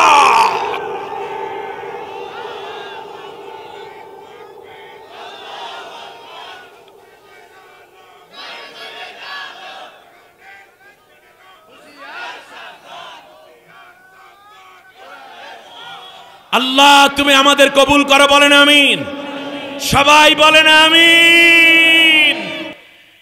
আমরা জানি পর্দা করা বড়ই ফরজ, কিন্তু বিশ্বনবী সাল্লাল্লাহু আলাইহি ওয়াসাল্লামের জিহাদি কাফেলায় ময়দানে নারীরাও শরীক ছিলেন, তাতে তারা বেপর্দা হয় নাই, বরং সুমাইয়া রাদিয়াল্লাহু তাআলা আনহা শহীদ হলেন। উহুদের প্রান্তরে নবীজি বলেছেন, আমার চারপাশে কেবলমাত্র আমি নুসাইবাকে দেখেছি, যেই নুসাইবা মা যেমন সন্তানকে আলগে রাখে, আমার চারপাশে কোনো সাহাবী ছিল না একটা পর্যায়ে, কিন্তু আমি যেদিকে তাকিয়েছি আমার সামনে দেখেছি নুসাইবাকে। জীবন দেওয়ার ঝুঁকি নিয়ে নুসাইবা দাঁড়িয়েছিল। সেই দিন নুসাইবা রাদিয়াল্লাহু তাআলা আনহার একটি হাত শাহাদাতের মর্যাদা লাভ করেছিল। কি তারা পর্দার খেলাফ করেছেন? তাহলে যুদ্ধের ময়দানে পর্যন্ত নারীরা হাজির। শুধু তাই না, আমরা মনে করি জান বাঁচানো ফরজ, কিন্তু জান দেওয়াও ফরজ। কোন পথে? জায়গা জমির জন্য? কি কোনো ফাসেক নেতাকে বিজয় দেওয়ার জন্য? কথা বলতে হবে তো। ঘুষখোরকে বিজয় দেওয়ার জন্য? দুর্নীতিবাজকে বিজয় দেওয়ার জন্য? বেনমাজিকে বাঁচায় বিজয় দেওয়ার জন্য? মানব রচিত তাগুতি মতবাদ বিজয়ের জন্য, নাকি আল্লাহর কোরআন বিজয়ের জন্য? কথাগুলো আমাদের মনে রাখতে হবে। এই কথাগুলোকে মেনে সামনে বাকি জিন্দেগি পরিচালনা করতে হবে। আল্লাহ কবুল করুন। আল্লাহ রাব্বুল আলামিন শুধু এখানেই না, ইকামতে দ্বীনের কাজে অংশ না নিলে তার কোনো নামাজ রোজা কিছুই কবুল হয় না। তাহলে কি সব ফরজের বড় ফরজ হয় না? আমি একটা উদাহরণ দিই, আপনারা বুঝুন। উহুদের ময়দানে যাওয়ার আগে নবীজি ফজরের নামাজ পড়লেন। ওই দিনে 1000 সাহাবী, উহুদের ময়দানে 3000 সাহাব কাফের হাজির। নবীজি বললেন, 3000 কাফের আমাদের সামনে সমবেত, তোমরা কি আরো ভিতরে আসতে দিবে নাকি এখনই প্রতিরোধ করবে?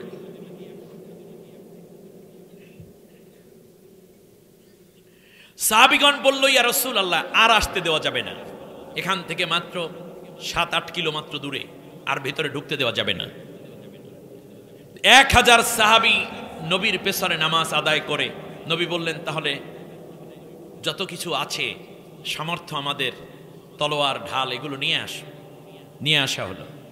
কিছু দূর যাওয়ার পরে আব্দুল্লাহ ইবনে ওবাই সে বলল যে, এই মুহাম্মাদের পিছে নামাজ পড়ি, জামাতে প্রথম কাতারে থাকি, আমরা কোরআন পড়ি, জিকির করি, আমরা যুদ্ধের ময়দানে কিছু টাকা পয়সাও দেই, আমাদের ঘর বাড়ি ছাইরা দিলাম, এরপরে আমরা দিনের দাওয়াতি কাজও করি, কিন্তু এখন যুদ্ধের ময়দানে যাইতে হবে দিন কায়েমের জন্য, ইকামতে দ্বীনের কাজ মানে আল্লাহর কোরআনের বিধান কায়েমের জন্য, এইটারে টিকাইয়া রাখার জন্য। এইটার কি দরকার আছে? কত তো ঝামেলা করে লাভ আছে? বরং তার চেয়ে চলো মসজিদে চলি, আজকে এক খতম কোরআন পড়ে মুহাম্মাদের জন্য দোয়া করি, আল্লাহ যেন এগো বিজয় দেয়।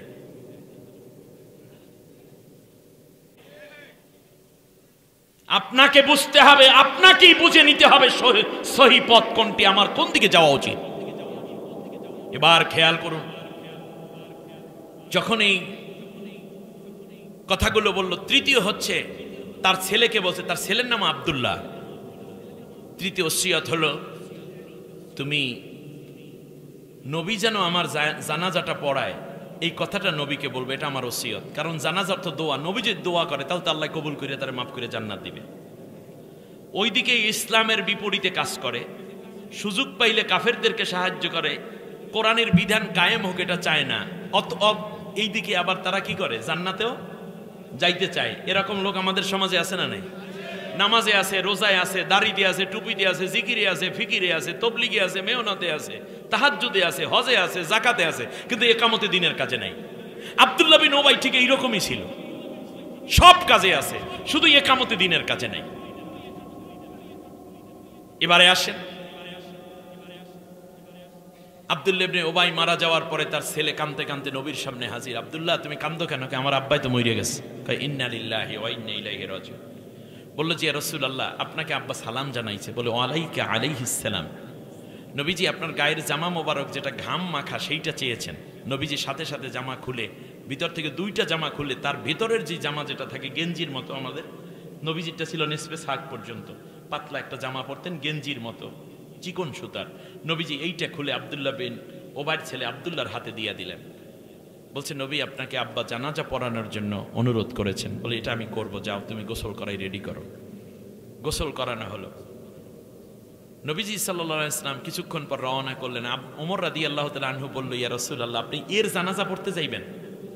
এ তো সব দাড়ি টুপি ঠিক ছিল, কিন্তু এই মদিনায় ইসলামী রাষ্ট্র হোক সে চায় নাই।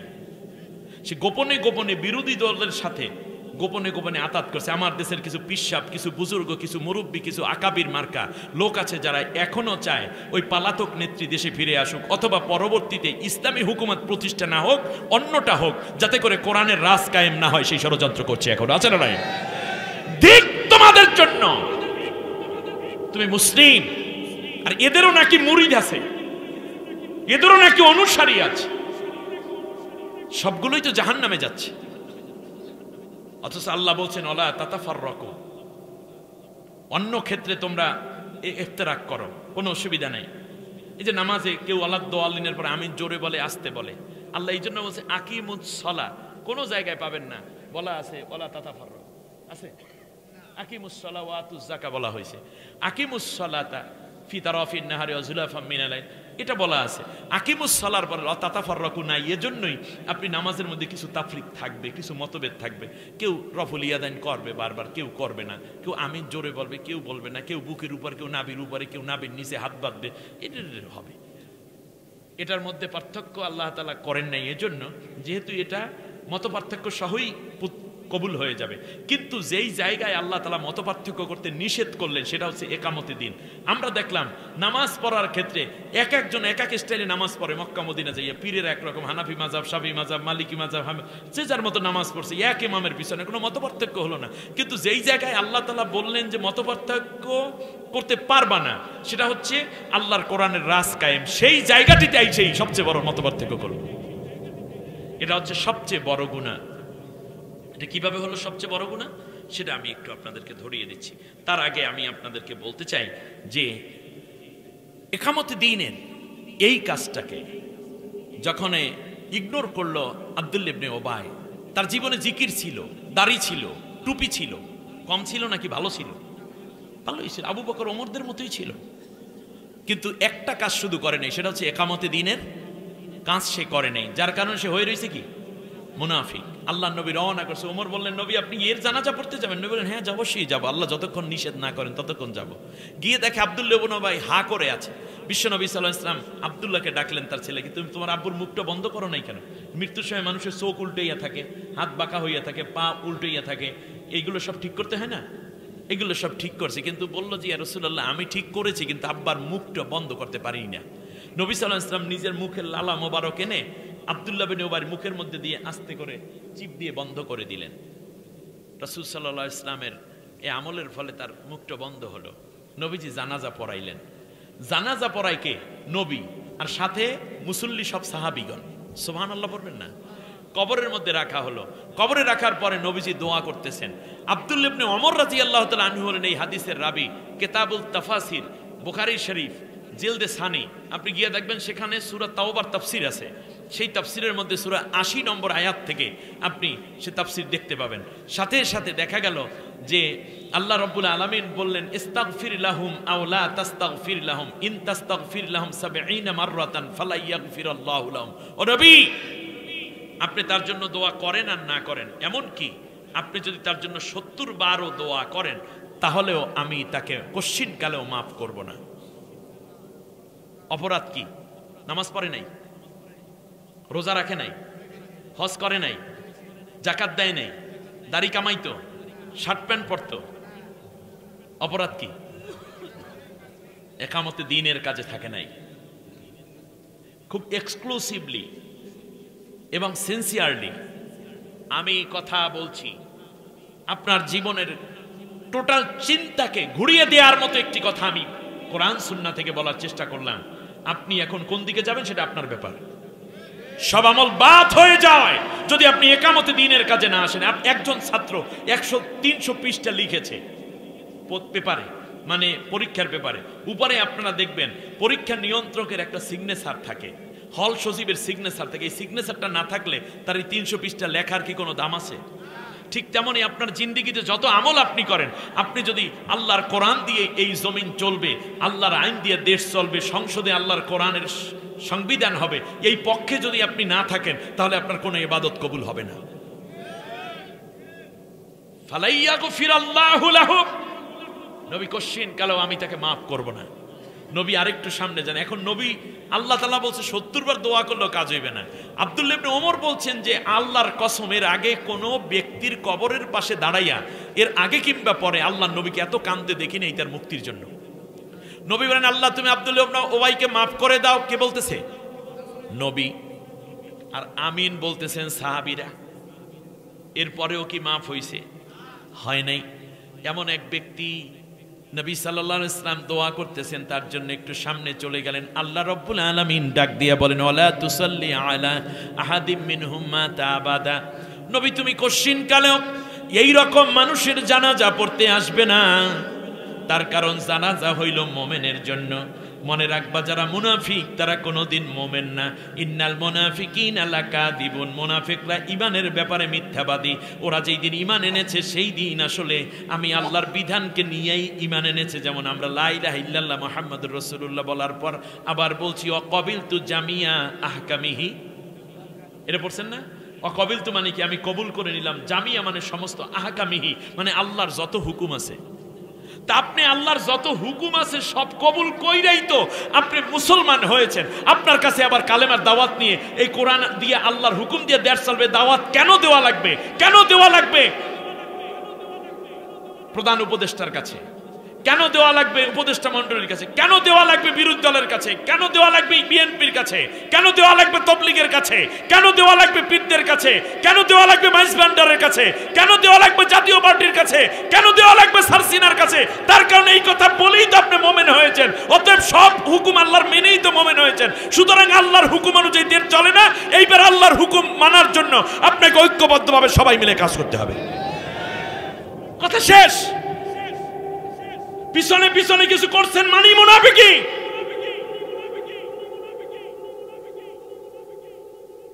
শুনুন, আল্লাহ রাব্বুল আলামিন বললেন নবী এদের জানাজা নাই, তার কারণ ওর ঈমানই আমি কবুল করি নাই। তাহলে মুনাফিকের ঈমান কবুল হয় নাই। সামনে যাওয়ার পর আল্লাহ আবার আয়াত নাজিল করেন ওয়ালা তাকুম আলা কবরিহি, নবী তুমি এদের কবরের পাশেও দাঁড়াইও না। তার কারণ তুমি রহমাতুল লিল আলামিন। এই মুনাফিকরা গজবের মধ্যে পড়ে আছে, ওদের কবরের উপর আমার লানত নাজিল হয়। ওয়া লানুহুমুল লাইনুন, এবং লানতকারীদেরও লানত। সুতরাং লানতের জায়গায় রহমাতুল লিল আলামিন আসবেন এটা আমি চাই না। সুতরাং ওদের কবর জিয়ারতে তুমি কোনোদিন আসবে না। অপরদিকে অনুভূতিতে নাড়া দিল 3 সাহাবীর এক যুদ্ধে না যাওয়ার কারণে, একামতে দ্বীনের কাজে সরাসরি শামিল না হওয়ার। কাব বিন মালিক, হেলাল ইবনে উমাইয়া, মারারা ইবনে রবি। ওনারা আবার ফিরে আসছে। আব্দুল্লাহ ইবনে উমাইয়া ফিরে আসতে পারেন, এই জন্য চিরন্তন জাহান্নাম। ফিরে আসবে, কিন্তু এরপরও 50 দিন পর্যন্ত আল্লাহ তাআলা তাদের উপরে বড় কষ্ট দিয়ে রেখেছিলেন। আকিমুদ্দিন। এই পৃথিবীতে আমরা জানি সবচেয়ে বড় গুনাহ হচ্ছে শিরকের গুনাহ।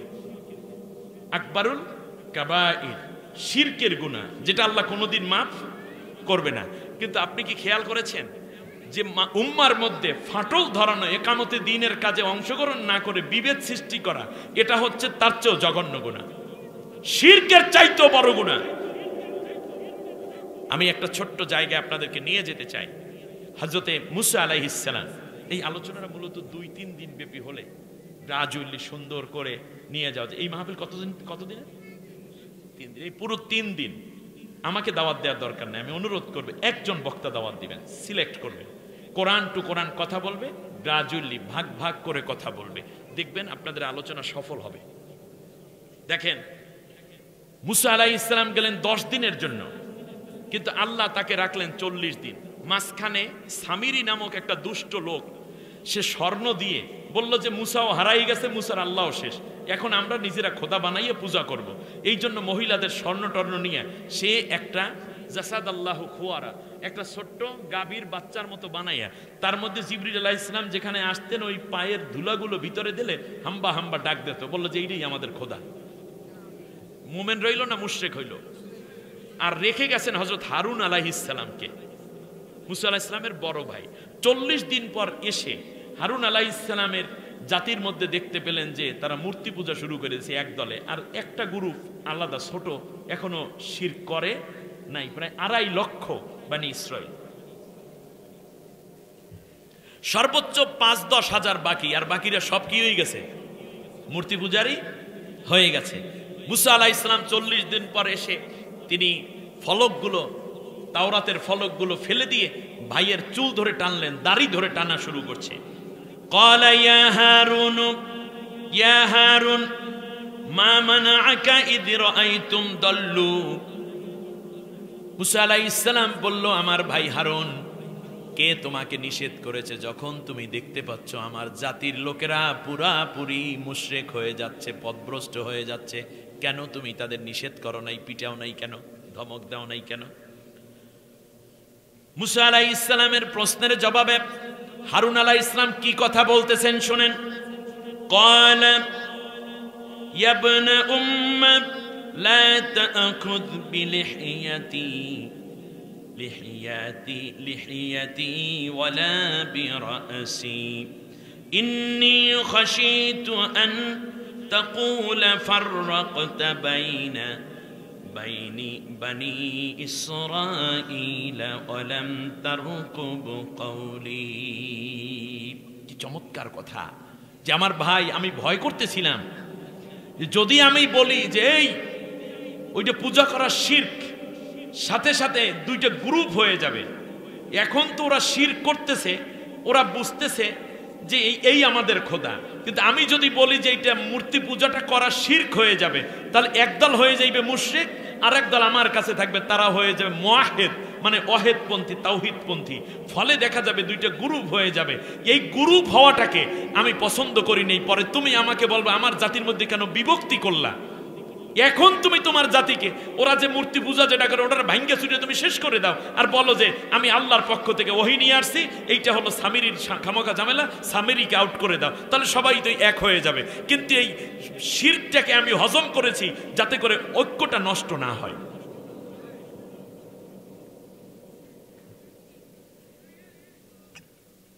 আপনি কি জানেন রাসূল সাল্লাল্লাহু আলাইহি ওয়াসাল্লাম একবার বললেন যে তোমরা একটি যুদ্ধে চলো। সাহাবীগণ যুদ্ধে গেল, নবী বললেন রওজায়ে খাক, এখানে গিয়ে তোমরা আসরের নামাজ পড়বা। সাহাবীগণ রওনা হয়ে চলে গেলেন।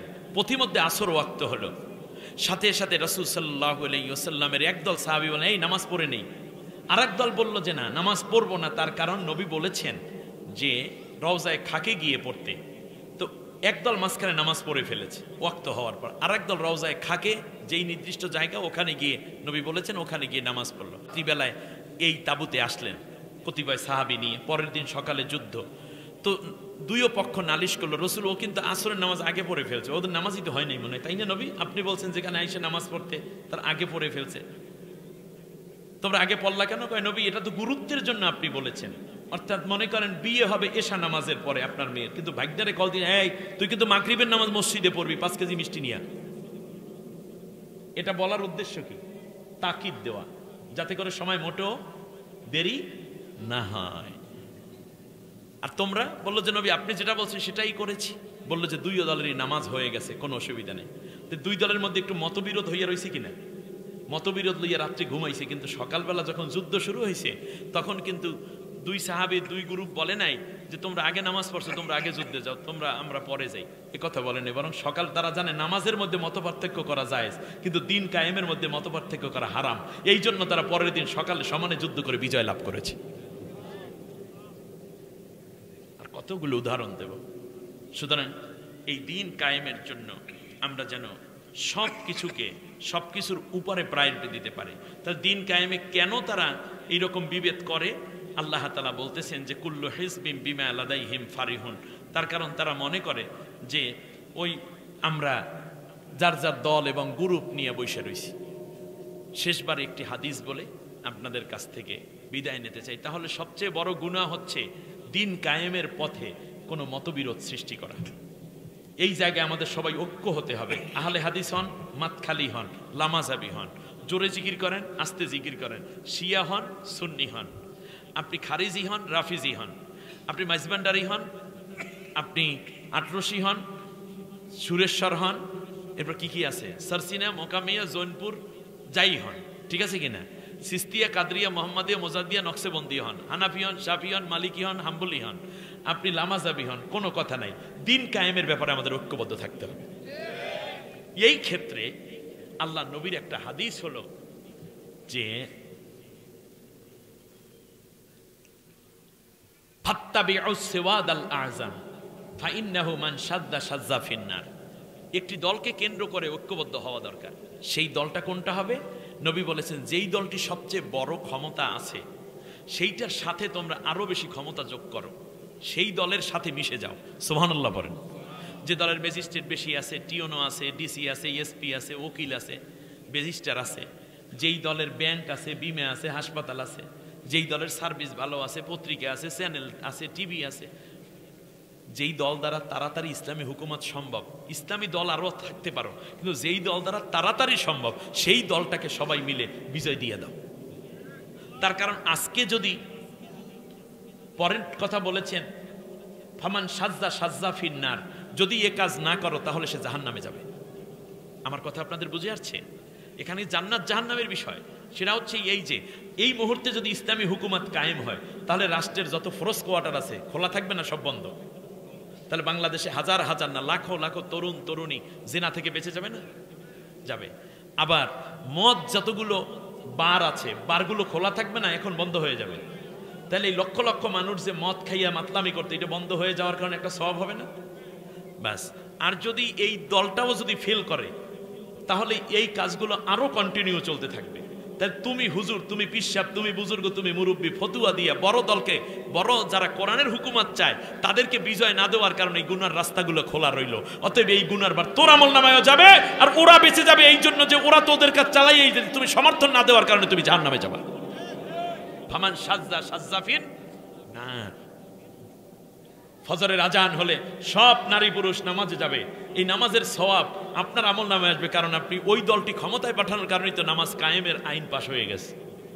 চুরি বন্ধ হয়ে যাবে, ডাকাতি বন্ধ হয়ে যাবে, ছিনতাই বন্ধ হয়ে যাবে, চাঁদাবাজি বন্ধ হবে, ঘুষ সুদ বন্ধ হবে, একে অন্যের সম্পদ লুণ্ঠন বন্ধ হবে, নারী তার ইজ্জত নিয়ে সম্ভ্রম নিয়ে চলবে। আপনি কোটি টাকা নিয়ে রাত্রে ভ্রমণ করবেন, কেউ আপনার গায়ে টাচ করার সাহস পাবে না। এমন একটি সমাজের জন্য আল্লাহর কোরআনের বিধান কায়েম খুবই জরুরি। এই জন্য রাসূল সাল্লাল্লাহু আলাইহি ওয়াসাল্লাম, আল্লাহ রাব্বুল আলামিন বলেন ইন্নাল্লাযীনা ফাররাকু দীনাহুম ওয়া কানু শিয়াআন লাস্তা মিনহুম ফি শাইইন। ও নবী, তোমাকে আমি বলি যারা এই দিন কায়েমের পথে মতবিরোধ তৈরি করবে তারা তোমার উম্মত না। কারণ নবী ডাকলেই উম্মত হয় না, আল্লাহর সার্টিফাই করতে হবে যে হ্যাঁ তুমি নবীর উম্মত, তাহলে নবী উম্মত স্বীকার করবেন নাকি? এই জন্য আল্লাহ বলছেন লাস্তা মিনহুম ফি শাইইন, নবী তারা তোমার উম্মতের অন্তর্ভুক্ত নয়। ইন্নামা আমরুহুম ইলাল্লাহ, তাদেরকে ছেড়ে দাও, আমি আল্লাহর হাতে, আমি নিজেই তাদের বিচার করব। সুম্মা নুনাব্বিউহুম বিমা কানু ইয়াফআলুন, এরপর আমি কিয়ামতের দিন জানাইয়ে দেব তারা কি কি কাজ করছিল। আল্লাহ দিন প্রতিষ্ঠার ক্ষেত্রে কত রকম ষড়যন্ত্র করে, কত তাগুতের সাথে আতাত করেছে, তার গদি কিংবা তার খানকা অথবা তার চাকরি টেকানোর জন্য, এগুলো সব আমি আল্লাহ তাআলা ফাঁস করে দেব। সূরা আনআম আয়াত নম্বর 159। আল্লাহ তাআলা এরপর আমাদেরকে বলতেছেন ওয়ালা তাকুনু কাল্লাযীনা ফাররাকু ওয়াখতালাফু মিন বা'দি মা জাআহুমুল বায়্যিনাত উলাইকা লাহুম আযাবুন আযীম। তোমরা তাদের মতো হইও না যারা কোরআনের শাসন প্রতিষ্ঠার সুযোগ পাওয়ার পরেও যারা পার্থক্য হয়ে গেল, দ্বিমত হয়ে গেল, তোমরা তাদের মতো হইও না। আপনারা কি তাদের মতো হবেন? বরং আমরা হব যারা আল্লাহর দ্বীন বিজয় করতে চায় তাদের মতো। আল্লাহ আমাদের সবাইকে কবুল করুন, আল্লাহ আমাদের সবাইকে মাফ করে দিন। মূল কথা হচ্ছে একামতে দিন কাকে বলে। আমাদের দেশে দুইটা দিন আছে। আপনি দেখেন নামাজের কথা বললে আমাদের ছোট্ট বাচ্চাটাও কিন্তু বোঝে, নানু নানু আল্লাহ দিতে তলো, আল্লাহ দিতে চলো বলতে পারে না, ও আবার ওযুও করতে যায়, ঠিক না? এর মানে আমাদের দেশে নামাজের কথা অনেক বলা হয়েছে, একামতে দিনের ওয়াজ করা হয় না। নামাজ কায়েমের ওয়াজ তবলিগ করেছে, খতিব সাহেব করেছে, ইমাম সাহেব করেছে, পীর সাহেব করেছে, বক্তা করেছে, কিন্তু একামতে দিনের কাজ করতে আমাদের ওয়াজ করা হয় নাই। অথচ নামাজ বাদ হয়ে যায় যদি ওই নামাজি একামতে দিনের কাজে অংশ না নেয়। আজকে নামাজের কথা বললে আমরা বুঝি ওযু করা লাগবে, শরীরটা পাক লাগে, মসজিদ একটু জামাটা পাক লাগে, লুঙ্গিটা পবিত্র হতে হয়, এগুলো সমান ওযু করা লাগে, গোসল লাগলে গোসল করা লাগে, এগুলো সব আমরা বুঝি। কোন নামাজ কেমনে পড়তে হয় তাও আমরা বুঝি, কোন নামাজে জোরে তেলাওয়াত, কোন নামাজে কত রাকাত নামাজ কোন ওয়াক্তে, তাও সব বুঝলাম। কিন্তু আমরা যখন বলি একামতে দিনের কথা, তখন এইটা কি রে, এটা মনে হয় জামাত ইসলামীর কাজ। এই হলো পাগলামি। তার কারণ হচ্ছে সাহাবীগণ নামাজের হুকুম, একামতে নামাজও যেমন বুঝতেন, একামতুস সালাহ যেমন বুঝতেন, একামতে দিনও তেমন। একামতে দিন মানেই আমাকে আল্লাহর কোরআন দিয়ে দেশ চালাতে হবে, আর যদি যুদ্ধ বাজে প্রয়োজনে যুদ্ধ করতে হবে, সেই জন্য ডাল লাগবে, তলোয়ার লাগবে, সরকি লাগবে, এই যা যা দরকার, ছুরি লাগবে, সবগুলো লইয়া তারা হাজির হয়ে যেত। আর আমরা নামাজে একামতুস সালাহ বোঝার কারণে মুসাল্লা, তসবি, লাঠি, এরপর কি টুপি, এগুলো নিয়ে হাজির হয়ে যায়। কিন্তু একামতে দিন আসলে অফিস সাহেবেও বোঝে না, মুরিদেও বোঝে না, মুরব্বীও বোঝে না, সাথী ভাইও বোঝে না, হ্যাঁ ও জানি কি এটা রাজনীতি মনে হয়। অথচ যে একামতুস সালাহ বুঝলো কিন্তু একামতে দিন বোঝে নাই, তার একামতুস সালাহ বাতিল। আপনি যত হাদিস কোরআন যাই শোনেন, সাহাবী এবং নবীর চাইতে বেশি বোঝেন না। অতএব নবীর সাহাবীদের এই আমলগুলো আল্লাহ যেন আমাদেরকে আমল করার তৌফিক দান করে। আমাদের দেশে একামতের দিন নেই, আমাদের দেশে খেদমতের দিন আছে। এই নিয়ে প্রয়োজনে অন্য একদিন আবার কথা হবে। খেদমত নাই, আজকে এই মাদ্রাসা, মসজিদ, মাঠটার যা আমরা করি, মাহফিল, এগুলো খেদমতের দিন হচ্ছে। মূলত আল্লাহর টার্গেট কি খেদমতের দিন না একামতের দিন? একামতের দিন মানে আল্লাহর বিধান অনুযায়ী দেশ চলবে, রাষ্ট্র চলবে, আর আমরা সেই হুকুমাতের মধ্যে, আল্লাহর হুকুমাতের মধ্যে আমাদের ব্যাংক, সংসদ, secretariat, Ganabhaban, Bangabhaban, union council হইতে শুরু করে সব জায়গায় ব্যবসা বাণিজ্য আল্লাহ যেভাবে করেছেন, নবী যেইভাবে পথ দেখাইছেন সেই অনুযায়ী চলবো, এটাই হলো একামতে দিন। আল্লাহ যেন সেই তৌফিক দেখার মতো, সেই একামতে দিন তথা আল্লাহর কোরআনের রাস দেখার মতো তৌফিক আমাদেরকে দান করেন। আর এই তৌফিককে বাস্তবায়ন করার জন্য আল্লাহ যেন ময়দানে আমাদেরকে বাস্তব ভূমিকা পালনের তৌফিক দেন। আগামীর পার্লামেন্ট যেন একামতে দ্বীনের ভূমিকায় যারা আছেন তাদেরকে আল্লাহ বিজয় দান করেন। যারা এগিয়ে আছেন আমরা যেন তাদের সহযোগী হয়ে আরো আগাইয়ে দিতে পারি। আল্লাহ আমাদের সেই ভূমিকা পালনের তৌফিক দিন, আমিন। দাঁড়ানো ভাইরা বসে পারেন, একবার আলহামদুলিল্লাহ, 3 বার কুল হু আল্লাহ পড়েন সকলে।